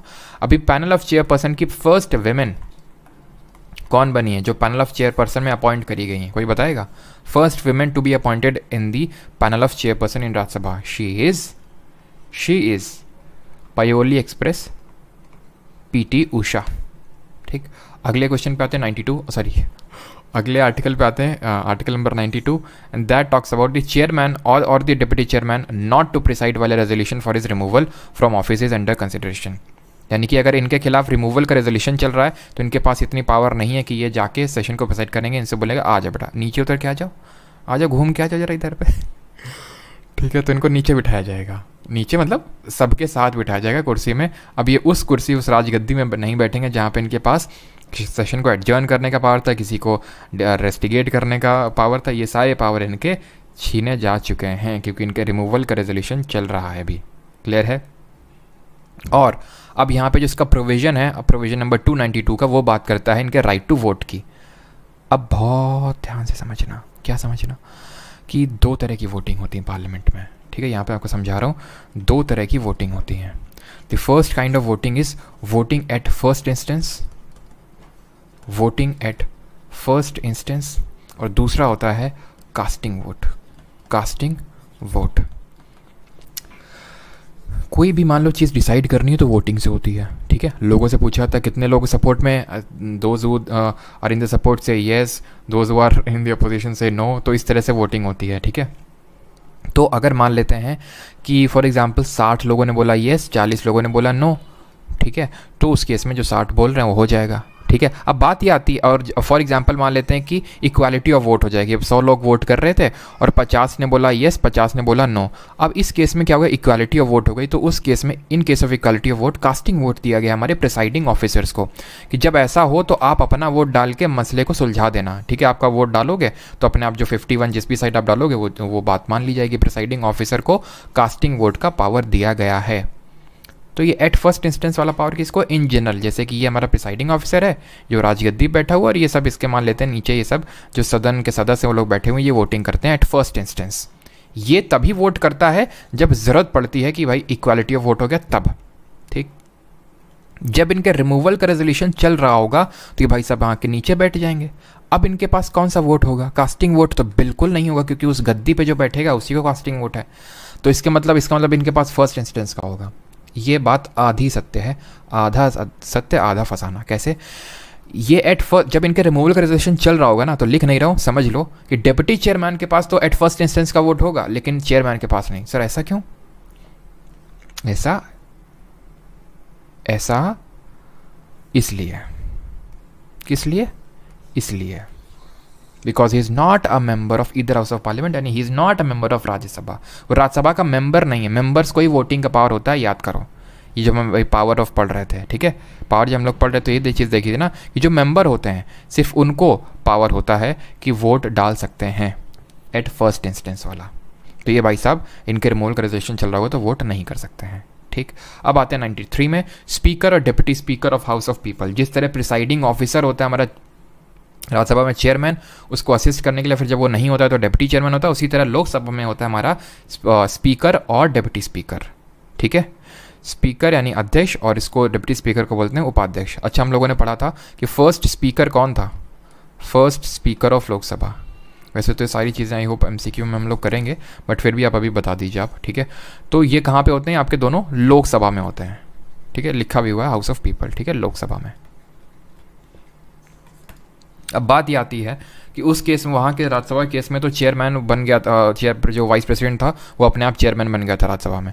स्पीकर कौन होता है ये, स्पीकर जैसे कि डिप्टी चेयरमैन ऑफ राज्यसभा को चूज़ किया था उस हाउस के लोगों ने, उसी तरह स्पीकर और डिप्टी स्पीकर दोनों को हाउस चूज़ करता है विद इन देमसेल्स। उस हाउस का कोई मेंबर होगा उसको चूज़ किया जाएगा। यूजुअली होता है स्पीकर रूलिंग पार्टी का, ओम बिरला लोक बीजेपी से हैं। डिप्टी चेयरमैन स्पीकर को यूजुअली क्या ऑपोजिशन पार्टी से रखा जाता है। ये कन्वेंशंस है, कहीं कॉन्स्टिट्यूशन में लिखा हुआ नहीं है। ठीक है, तो हाउस ऑफ पीपल, ठीक है, यानी विद इन द हाउस से ही इन लोगों को चूज़ किया जाता है, स्पीकर डिप्टी स्पीकर को। यानी मैं ये बोल सकता हूँ कि स्पीकर डिप्टी स्पीकर दोनों हाउस लोकसभा के ही मेंबर्स होते हैं।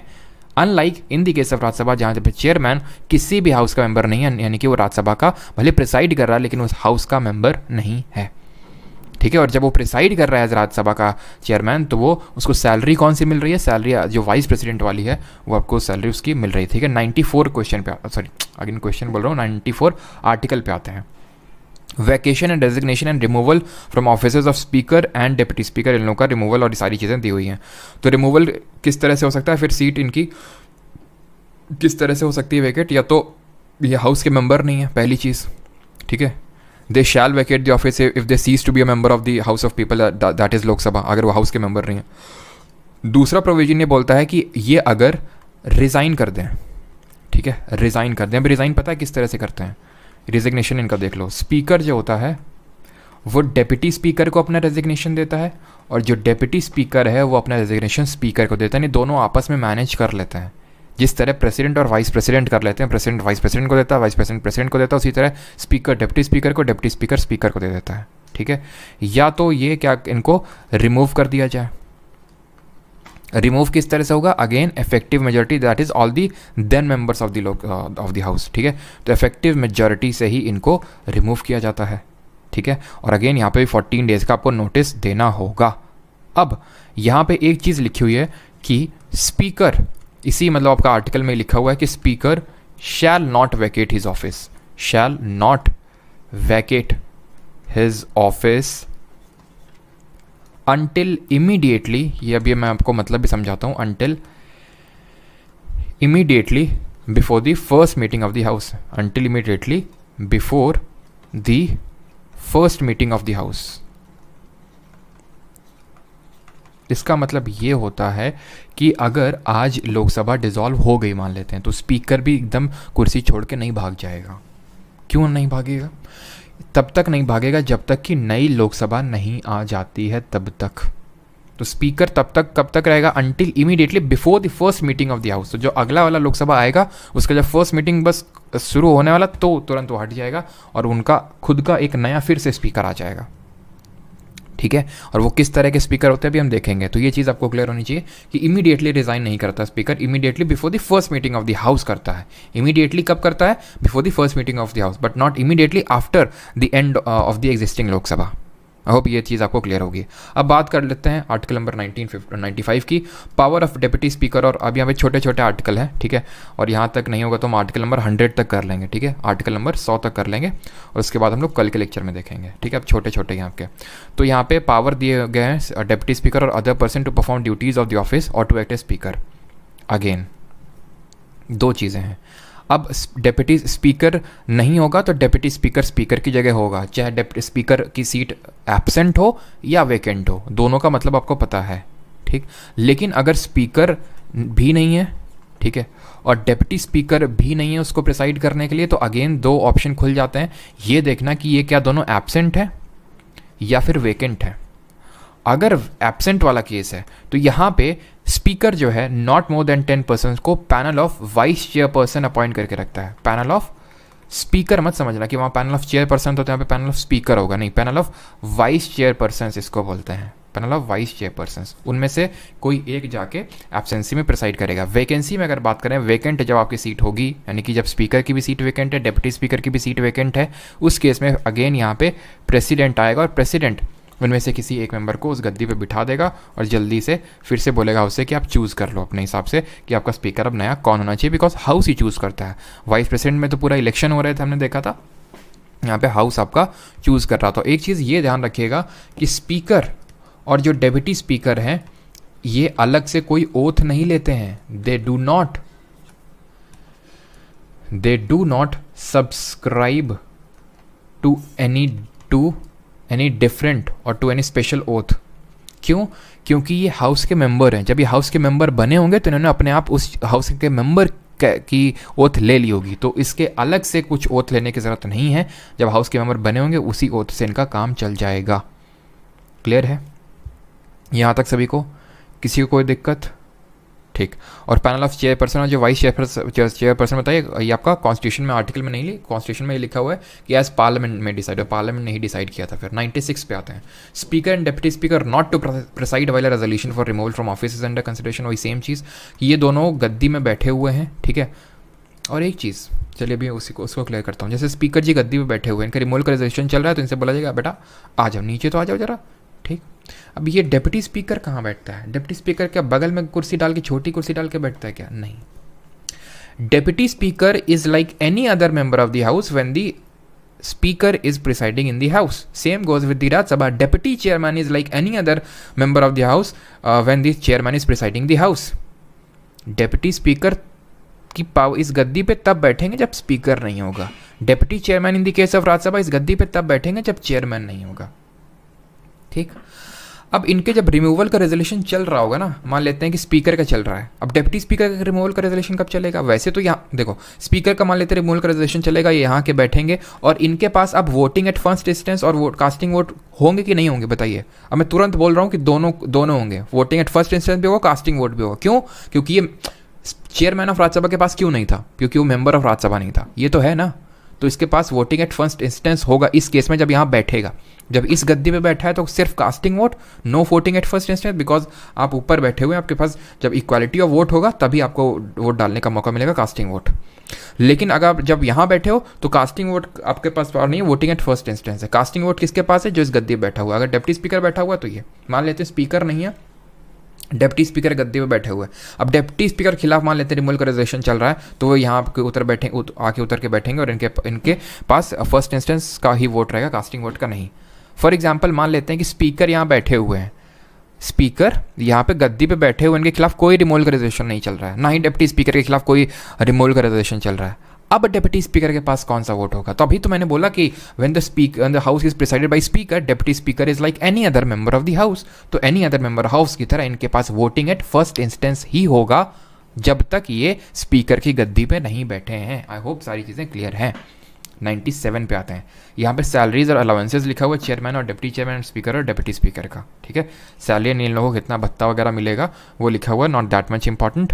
98 पे आते हैं। 98 है आपका secretariat of parliament, again not that much important. ये क्या होता है? ये एक्चुअल में प्रेसिडेंट उस हाउस के पीठासीन अधिकारी, यानी लोकसभा केस में लोकसभा के जो चेयरमैन, लोकसभा के जो स्पीकर हैं और chairman in the case of Rajya Sabha, उनसे सलाह मशवरा करके सेक्रेटेरिएट अपॉइंट करते हैं। उनकी कैसे सर्विस कंडीशन होंगे, कैसे अपॉइंटमेंट किया जाएगा, वो सारी चीज़ें डिटरमाइन करते हैं। ये होते कौन है सेक्रेटेरिएट होते हैं जैसे IAS ऑफिसर्स होते हैं, परमानेंट होते हैं ये, ठीक है।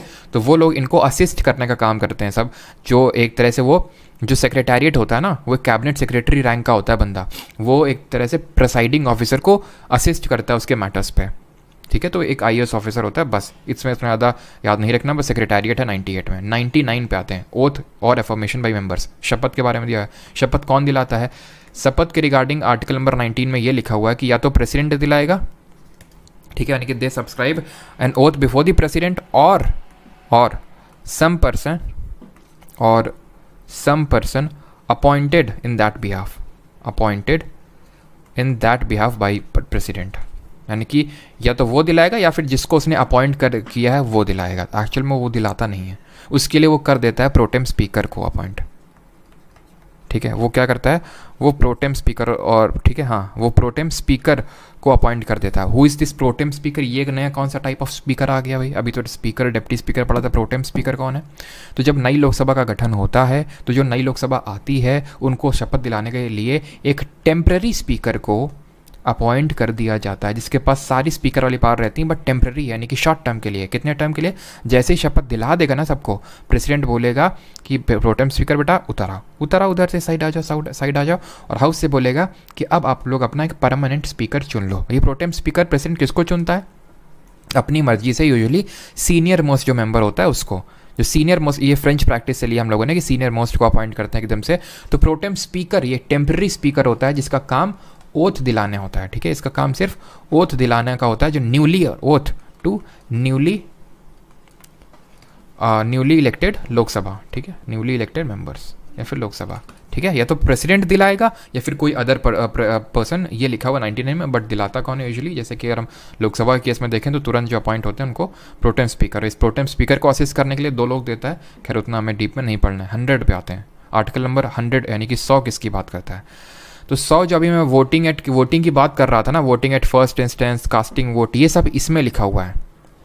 तो सर वहाँ क्यों बताए थे, तो वहाँ ये चीज़ समझाने के लिए, क्योंकि यहाँ समझाते तो उसका मतलब आपको ज़्यादा समझ ना आता ना, तो वहाँ स्पीकर, डिप्टी स्पीकर और चेयरमैन, डिप्टी चेयरमैन के साथ साथ आपने समझ लिया तो आपको ज़्यादा समझ में आ गया, बिकॉज वही चीज़ यहाँ पे फिर से रिपीट है। तो वोटिंग एट फर्स्ट इंस्टेंस और जो आपका कास्टिंग वोट है, वो सारी चीज़ें इसी में आपकी मैंशनड है।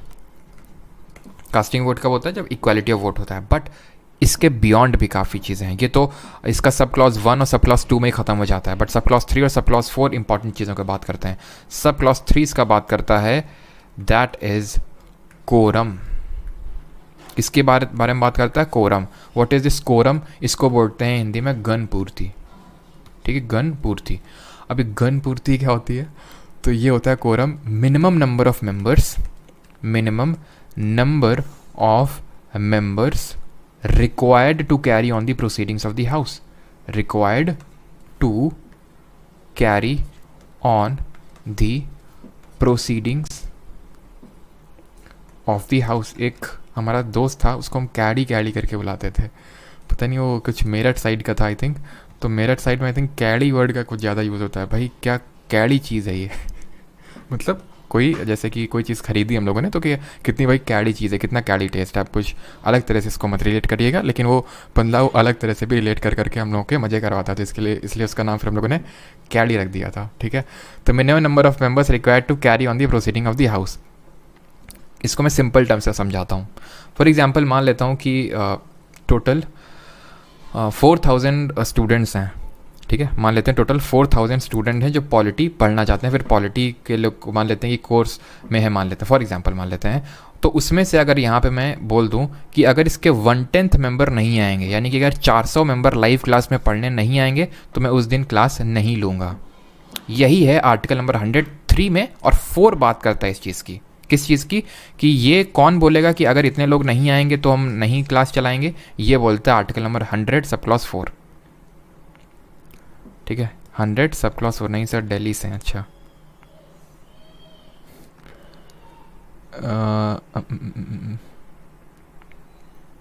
कहीं वो यूट्यूबर नहीं वो यूट्यूबर नहीं है। ठीक है, चलो, तो 100 सब क्लॉज 4 ये बोलता है कि अगर कोरम नहीं है तो क्या होगा। अगर कोरम नहीं होगा तो इसमें ये लिखा हुआ है कि प्रिसाइडिंग ऑफिसर जो है ना, यहाँ पे लिख देता हूँ, if there is no quorum, if the quorum is not met.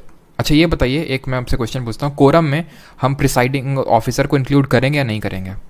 If the quorum is not met, in that case जो प्रिसाइडिंग ऑफिसर है, ठीक है, मैं इसी वजह से प्रिसाइडिंग ऑफिसर टर्म को यूज़ कर रहा हूँ, स्पीकर या चेयरमैन को यूज़ नहीं कर रहा हूँ, बिकॉज मैं प्रिसाइडिंग ऑफिसर जैसे मैं बोलता हूँ तो उससे स्पीकर भी आ जाता है और चेयरमैन भी आपका आ जाता है। तो इस केस में जो प्रिसाइडिंग ऑफिसर है वो सस्पेंड कर देगा मीटिंग को, ही और she will suspend the meeting, या फिर एक तरह से हाउस को एडजर्न कर देगा, सस्पेंड दी मीटिंग। इसी को हम बोलते हैं, वो उसने क्या कर दिया, हाउस को एडजर्न कर देगा कि जब इतने लोग आ जाएंगे तब। तो फॉर एग्जांपल अगर मैं लोकसभा के केस में बात करूँ तो 1/10 कितना होगा, 550 का 55 होगा। राज्यसभा में कितना होगा, 25 हो गए, नहीं इतने मेंबर अगर नहीं है तो हाउस को वो एडजर्न कर देगा। ठीक है, तो यहाँ तक हमने देख लिया। अब इसके आगे हम देखेंगे 101 से कल 101 का भोग लगाएंगे। यहाँ से हम हमारा डिसक्वालिफिकेशन वाला पूरा सेक्शन चालू होगा। ठीक है, तो कल हम लोग यहाँ 123 तक कंप्लीट कर देंगे और इसके बाद आपके एमसीक्यूज़ भी लगे हुए हैं, उनको प्रैक्टिस करेंगे। और साथ ही साथ कल का थोड़ा हो सकता है लेक्चर बड़ा हो, साथ ही साथ हम लोग स्टेट लेजिस्लेचर भी करने वाले हैं, और उसको कुछ अलग से नहीं करना है, कुछ चीज़ें बस डिफरेंट है, वो आपको बता दूंगा। जिस तरह से मैंने आपको गवर्नर और CM and council of minister के केस में बताया था, इससे क्या होता है कि आपके एक ही टाइम पे दो चैप्टर खत्म हो जाते हैं, इसका ये एडवांटेज होता है। ठीक है सर, वो वोटिंग वाली साइड वापस अच्छा वोटिंग वाली साइड वापस एक्सप्लेन करो, स्पीकर एंड चेयरपर्सन की क्या डाउट क्या है? चेयरपर्सन और मुझे पता है उसमें डाउट आएगा, मुझे पता था, ऐसा मुझे लग ही रहा था इसमें तुम्हारा डाउट आएगा। भाई मैंने वोटिंग में बताया कि आपका जो इस गद्दी पे बैठेगा, राजगद्दी पे, उसके पास वोट कास्टिंग वोट होगा, जो कि इक्वालिटी ऑफ वोट हो जाती तब होता है। यहाँ पे जो बाकी लोग हैं उनके पास वोटिंग एट फर्स्ट इंस्टेंस होता है। अगर इसके रिमूवल का रेजोल्यूशन चल रहा है तो यहाँ आके बैठना पड़ेगा नीचे, और नीचे बैठने पर वोटिंग एट फर्स्ट इंस्टेंस मिलता है। लेकिन ये चेयरमैन ऑफ राज्यसभा को ये नहीं मिलता है, डिप्टी चेयरमैन को मिलता है, डिप्टी स्पीकर को मिलता है, लोकसभा के स्पीकर ऑफ लोकसभा को मिलता है, इसको बेचारे को नहीं मिलता, because he is not the member of the house. Voting at first instance, तो ये सिर्फ बैठा रहेगा, सिर्फ बोलेगा और कुछ नहीं कर पाएगा ये। ठीक है, बहुत कैड़ा लेक्चर था। अच्छा आप किसी का कोई डाउट हो तो क्लियरली अच्छा पूछ लो। ठीक है, अगर किसी का बीच में कुछ मिस हो गया हो तो।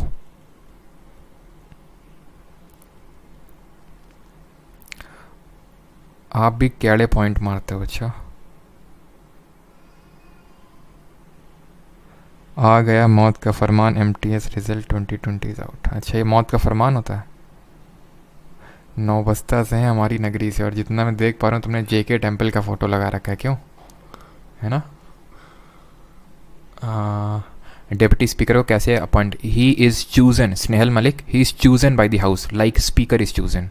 ठीक है, और इनका रिमूवल दोनों का इफेक्टिव मेजोरिटी से होता है, तो कोई अलग से प्रोसीजर नहीं होता है chosen by the house.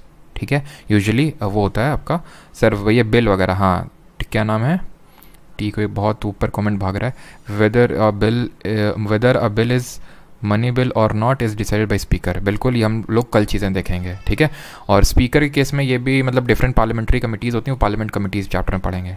Alright, चलिए तो मैं क्या करता हूँ, मंडे को एक और चैप्टर ऐड करता हूँ इसी में, पार्लियामेंट्री कमिटीज़, जिसमें कि आपकी public account committee, estimate committee, सारी चीज़ें हैं। ठीक है, तो इमरजेंसी, पार्लियामेंट्री कमिटीज़ और अमेंडमेंट, 3 चैप्टर्स देखेंगे मंडे को। कल भी, ऐसा नहीं कि कल नहीं है, कल भी आप लोगों का ये हम लोग पूरा कंप्लीट करेंगे। ठीक है, और कैसा था लेक्चर भाई?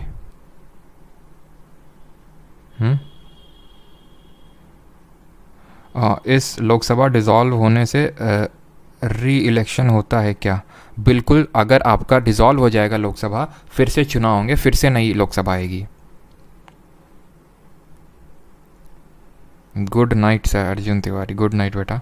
पार्ट और शेड्यूल में क्या डिफरेंस है? पार्ट और शेड्यूल में क्या डिफरेंस है? पार्ट बात करता है, जैसे कि पार्ट है ये आपके, ठीक है, पार्ट के अंदर है आर्टिकल्स, लाइक मैं बोल सकता हूँ ये आर्टिकल है, ये पार्ट है, एंड ये शेड्यूल्स हैं। अब ये आप समझ पाओगे, शेड्यूल्स अलग हैं, पार्ट हैं ये आर्टिकल। पार्ट के अंदर हमारे डिफरेंट टाइप ऑफ आर्टिकल मिलेंगे। पार्ट एक तरह से आप चैप्टर बोल सकते हो, आर्टिकल उस चैप्टर के अंदर कितने जो पन्ने हैं, या फिर आप पार्ट को बोल सकते हो एक पूरा, जैसे कैलकुलस हम लोग पढ़ते थे ना, कैलकुलस में आपके डिफरेंशिएशन भी आती थी, इंटीग्रेशन भी आती थी, आपके एरिया अंडर द कर्व आता था, तो ये सारी चीज़ें क्या हो गई, वो कैलकुलस के अंदर आ रही हैं। तो कैलकुलस इज़ अ पार्ट, और जो integration, differentiation, area under the curve, differential equation, ये सब आपकी क्या होंगी, ये आपके आर्टिकल्स होंगे। ठीक है, शेड्यूल में जैसे हमारे शेड्यूल 1, शेड्यूल 2, इसमें एक तरह से आर्टिकल्स को सपोर्टिव, क्या रेलवे जीके कहाँ से पढ़ें? अरे रेलवे जीके कहाँ से पढ़ें, यहीं से पढ़ो और कहाँ से पढ़ो है, उसके लिए अलग से अब तुम रेलवे का जीके चलाएंगे क्या हम? हैं, कल भी लेट आएंगे महोदय। नहीं यार, कुछ दिक्कतें हो जाती हैं, अब तुम लोगों को लगता है ऐसे ऐसे सब ठीक है, अब पीपीटी में ये चीज़ वो चीज़, थोड़ी सी चीज़ें हो जाती हैं, टाइम लग जाता है। ठीक है, अब ऐसा नहीं है कि सब। राघव चड्ढा को कौन सस्पेंड किया है? सस्पेंड करने का काम प्रिसाइडिंग ऑफिसर का होता है। ठीक है, तो इसमें कोई बात ये नहीं आती कौन किया है, प्रिसाइडिंग ऑफिसर करेगा, जिस भी हाउस में बदतमीजी जो भी करेगा, या फिर अगर मन चला है कि अगर फॉर एग्जांपल मान लो कि आज बीवी से झगड़ा हो गया हमारे प्रिसाइडिंग ऑफिसर जी का, ठीक है, तो किसी भी को अगर किसी ने ज़्यादा ऊंची आवाज़ में बात की तो तुरंत सस्पेंड कर दिया। चलो अंशिका, मैं कल समझाता हूँ इसको। मेजॉरिटी है ना, इफेक्टिव मेजॉरिटी सिंपल, और नहीं होगा तो मैं क्लास स्टार्ट ही इसी से करूँगा कल, मेजॉरिटी से ही। 1/10 मेंबर रहने चाहिए ना सेशन होने के लिए, बिल्कुल साहिल, और उसमें आपका प्रिसाइडिंग ऑफिसर भी इंक्लूड होता है।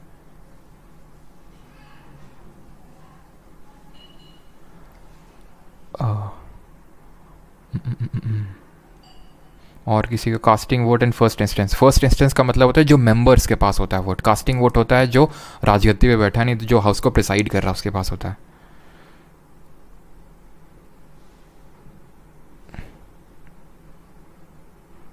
बिकॉज उस समय ये किसने क्वेश्चन पूछा, राहुल भारद्वाज, बिकॉज उस समय ये प्रोविज़न नहीं था, ठीक है, उस समय ये प्रोविज़न नहीं था। और आपको पता है कि हमारा जो फर्स्ट जो कॉन्स्टिट्यूएंट असेंबली थी, it perform like the first parliament of India. Sir आप क्या करते हैं अभी? तो वही तुम्हें पढ़ा रहे हैं अभी प्रेजेंट टाइम में 12:48 पे, बाकी इसके बाद क्या करते हैं वो हम तुम्हें नहीं बताएंगे।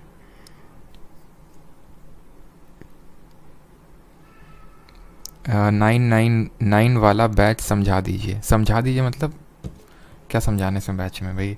बैच है और इसमें बहुत लोग बोल रहे थे PYQ सीरीज़ के भी नोट इसी में हैं, ठीक है, आप अंदर चेक करो, मैंने वो डलवा दिए। अभी एक बार कंफर्म करो हैं कि नहीं है। जी के वाला जब आप सेक्शन क्लिक करते हो तो एक आपको पॉलिटी करके दिखता होगा जहाँ पॉलिटी के लेक्चर्स हैं, और एक आपको SSC जी के PYQ नोट करके दिखता होगा। तो वहाँ पे वो सारे लेक्चर 8 लेक्चर डल चुके हैं। चलिए भाई, थैंक यू सभी को।